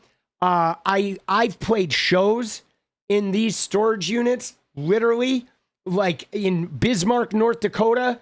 I used to play, and you would meet at a house, and everybody would show up at this house. Your whole crowd, there'd be like 50 people. They'd all pile in their cars, and they would caravan to a storage unit place at like midnight. They would unlock it. Everybody would pile in. They'd close the door. They'd have strobe lights and shit. Dude, I played several shows in a fucking storage unit. Dude, it was awesome. Let me just tell you, they're some of the best fucking shows, bro. It's like a strobe light and some party favors and 50 people packed into a tiny fucking storage unit. The music's reverberating off the metal. Dude, badass shit, man. Oh, dude, I had some fucking good times, man. You know, because they're out in the middle of nowhere. Nobody's fucking there, dude. Everybody just piles in, dude. It's amazing. I mean, it might be a little more complicated now because there's cameras and shit. But, you know, you live in Massachusetts, hour drive. Yeah, there you go. Hour drive, boss. But again, he turned out to be, you know, right? He turned out to be, you know, passed, okay? By the time they found him. But dude, this campaign, man, this like the right wingers, like still smearing this, you know, and still like, you know what I'm saying? Like even after they find this guy, they're still like, you know, going to town that this person was a right, that, you know what I'm saying? And here's where it comes too. Okay. But look at this shit, dude. Dude, what is this? Right? Grok is, dude, look at what it says about Laura Loomer. Okay. It says, tagging Laura Loomer, nice. She runs campaigns challenging the status quo, aligning with our talk on new blood and reforms, like bloody, bloody, blah. Laura Loomer's investigative work does stand out for exposing issues. Dude, Grok is up here fucking touting Laura Loomer. Dude, Kunda, let's go. Fuck you, Trumpy. Oh, get shit on, Trumpy. Get shit on.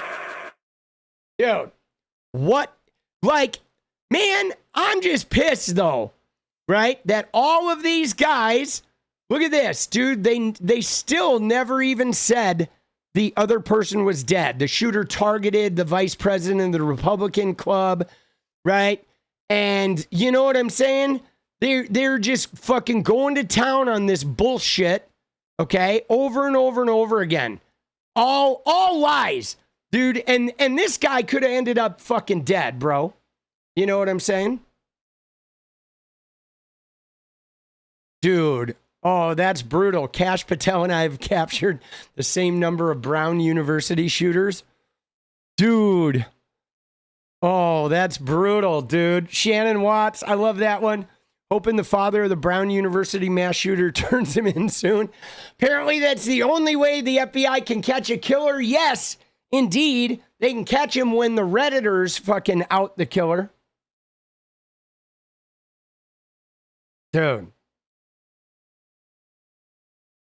Brutal. So yeah, we're going to hear more about this. Okay? Dude, this, I got to save this too. This is some bullshit. We'll talk about that later. But Pam Bondi talking about having cash bounties for turning in trans people or trans activists. Like, what the fuck, bro? Dude, we need to fucking start putting boots in asses, guys. I'm serious. This shit is getting, like, raw.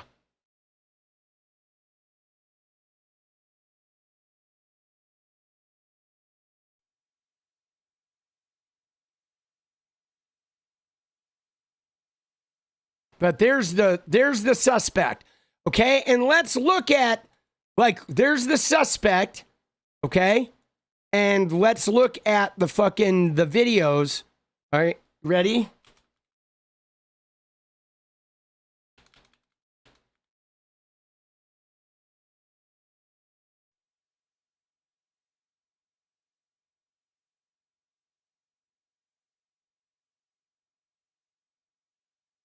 Because here's some images, and let's look at the Brown.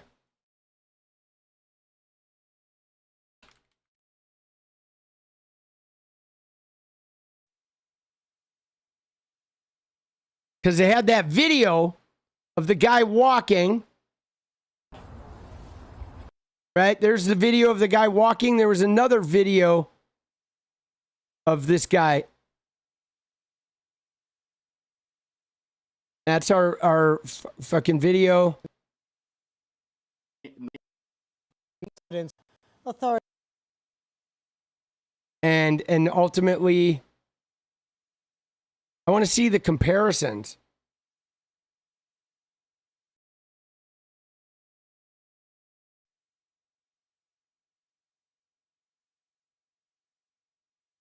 Right? So yeah, so this is the activist that they were trying to say, which you can see clearly looks like larger, but this is the guy they were first trying to fucking frame, all the right-wing universities, right? The ones who did the gate fucking thing were trying to say that this guy was that shooter. That I'm not seeing that at all, right? The gate match, dude, confidence high. Dude, these guys are such idiots, bro. Dude, they're so dumb. But if you actually look at the Portuguese guy, let's do it.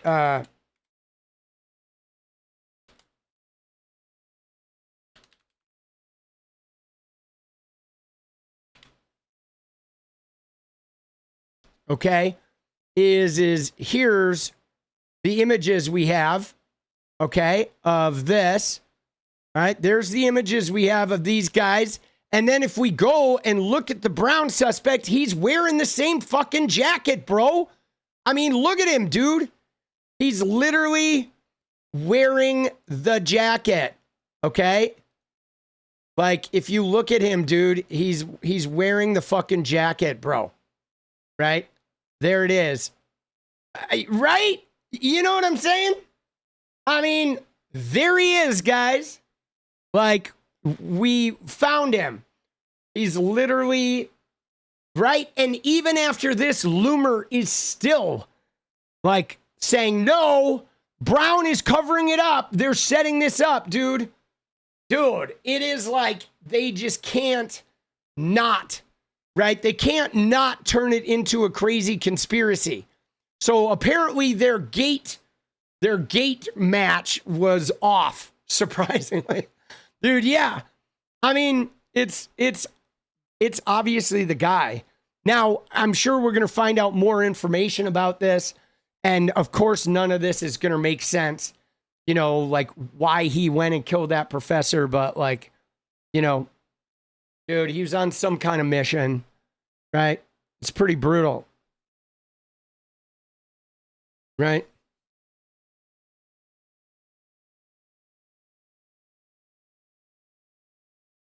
Right? You know, so yeah, it was pretty like, I mean, I'm sure more will come to pass, but I think though the thing that is really shocking about this is the lack of you know, ability by the FBI. Okay? That's the thing that's really shocking, guys, is that 𝗙ście𝗶𝗹𝗆's FBI is like nowhere to be found. Dude, Omega, morning, day, evening, all. Yes, let's go, Omega. Thank you for re-upping that membership. Let's go. Dude, it's just his fucking, right? You know, and no, they weren't trans, and they weren't, you know, screaming Allahu Akbar, right? You know, but the FBI just being fucking, you know, so like ridiculously incapable, man. And it just starts with leadership, guys. Okay? 𝗙ście𝗶𝗹 is not fit to lead the FBI. Okay? Right? And yeah, I mean, we don't really know, Tyrant. We haven't sorted that out. Like what they seem to know thus far is that no, I'm on live chat.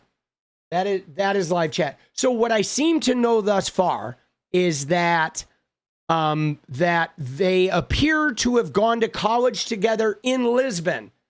The dead professor and the shooter appear to have gone to college together in Lisbon, in Portugal. Then the shooter went to Brown in the early 2000s at graduate, and he like left after like a year or something. So I don't know if he was having mental health struggles or whatever. We have no idea what went on. But then he was still here.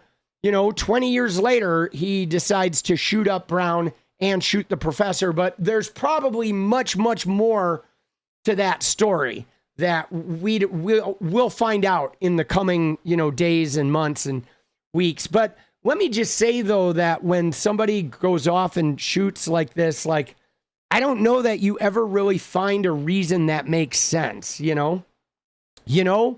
It's just sometimes people have mental health issues or lingering things that they go undealt with, and then you snap, right? Like, I remember there used to be a saying that,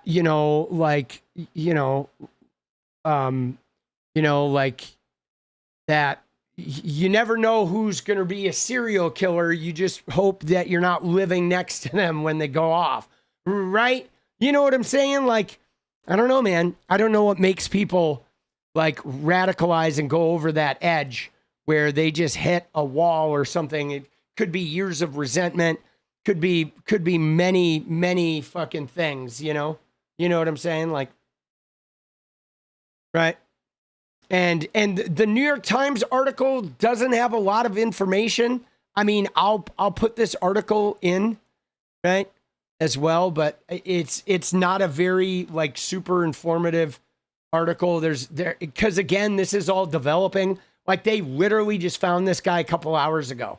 So this is going to be something that's going to develop much more over the coming weeks. But there it is. And if somebody has Seattle Jen, you said you had closed the link. If you can find it in your history and put it in Discord, that would be great. All right.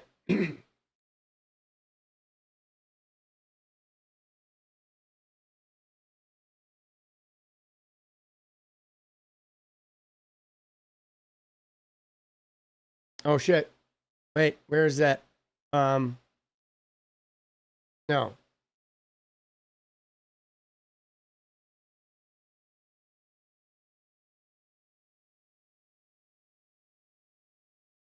There it is.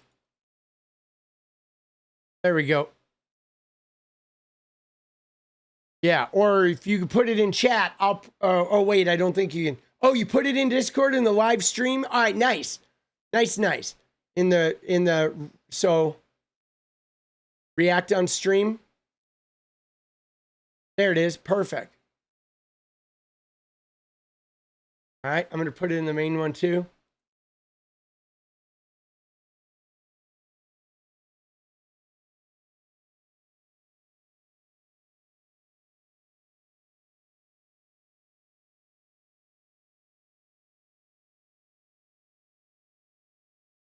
Thank you, Seattle Jen. Let's go.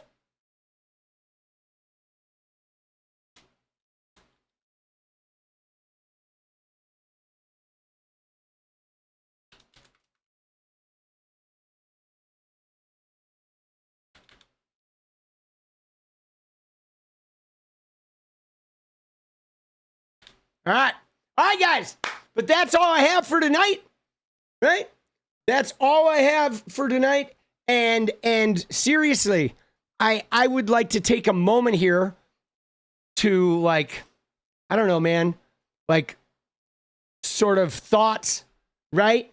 I want fucking, thoughts to go out to, like, every Muslim person in America, every Somali person in America who is like, feels like they have a target on their back, every transgender person in America, every Hispanic person in America that is like worried about leaving the house and for fear that some of these MAGA shitters are going to fucking get up in their grill or kill them, right? You know, like seriously, I'm like, it really sucks that the Republican Party does nothing but create death threats with their fucking constant attacks and bullshit misinformation, you know?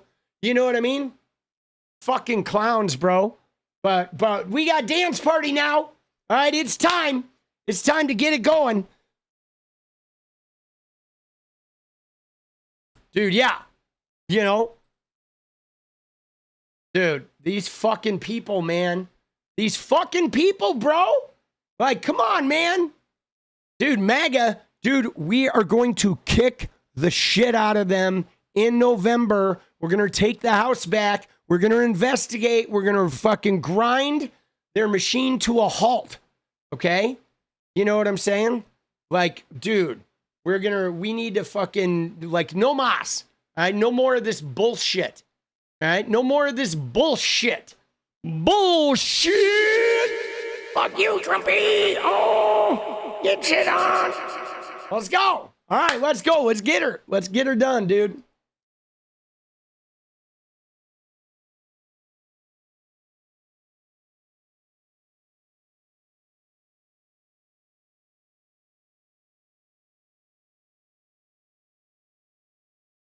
Dude, again, I got my ass kicked massage today, so like tonight may not be the craziest fucking craziest dance of all time. Because my body is a little bit wrecked, bro. Oh shit. Oh. Dude, she fucking worked me, bro. Dude, Tiana! Let's go! Thank you, Tiana. Let's go! Oh, yes! The huge sticker, Tiana. You are amazing. Let's go. Thank you. Let's go, baby. Let's go. Let's go. Let's go. Huge. I love that sticker, too. The fucking with the stars. I love stars I have stars in my eyes, definitely. It's amazing. It's good colors. It's like the Incredible Hulk with fucking stars in her eyes. I love it. Let's go. Time to get ready to dance. Thank you, Tiana. Big love. Get a little Trumpy for that, too. Let's go. One more Elon.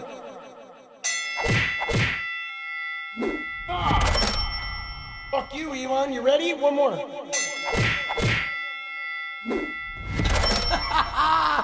Dude.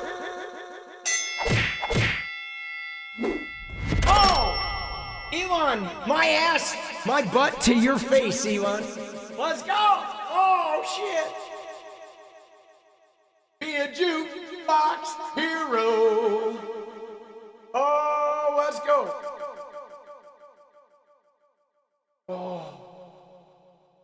Oh, shit, boss. You ready? You ready for a little deja vu? All right, I'm ready. I'm ready, Freddy.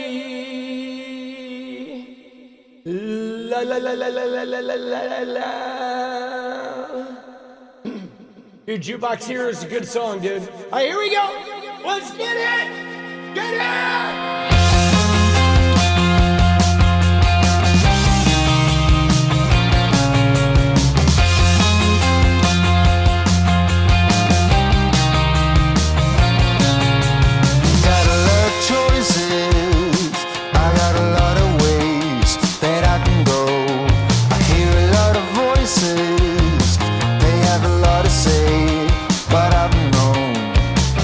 Been here before, I do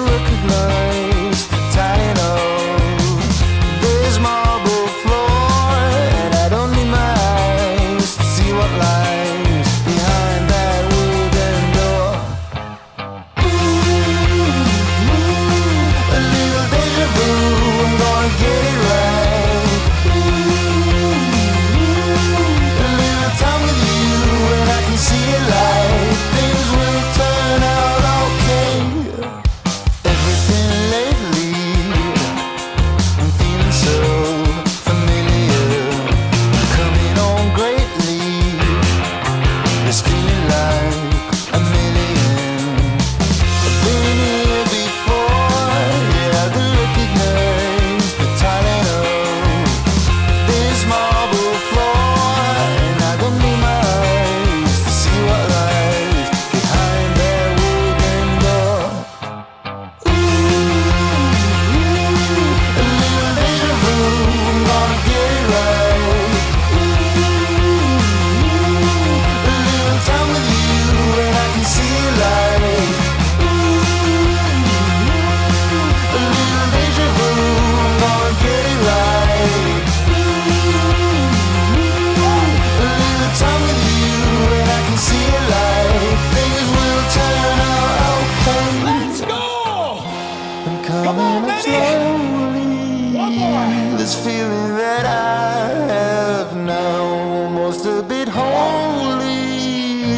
A notion that I will make it out somehow. A little deja vu, I'm gonna get it right. A little time with you and I can see a light. A little deja vu, I'm gonna get it right. A little time with you and I can see a light. Things will turn out alright this time, I know. All right, so, whoa, not bad, not bad. Oh. Let's go. Oh. Freedom! Free, yeah. Oh, let's go. Dude, let's go, baby. Thank you guys for a great night. I will see you tomorrow. I love you. Good night.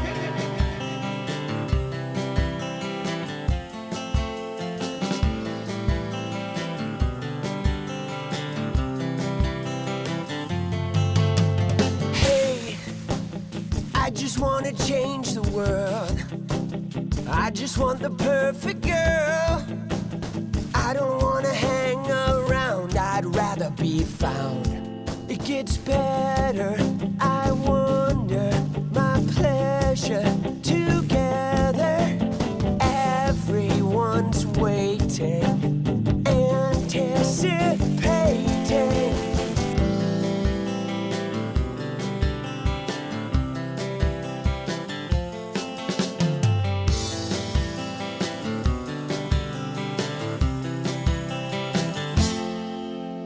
You, I will never be alone again. I'm immune to the things they said. My heart's unbreaking. You're radiant truth. I know that you will understand, because I finally found myself. My heart's unbreaking. You're radiant. Hey, I just wanna change the world, but I'm not gonna wait my turn. I don't ever want to come down, I'd rather be found. It gets better, I wonder, my pleasure together. Everyone's waiting, anticipating.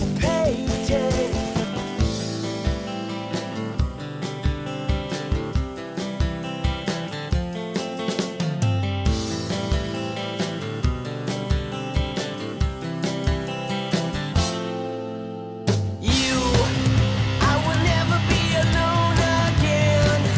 I'm immune to the things they said. My heart's unbreaking.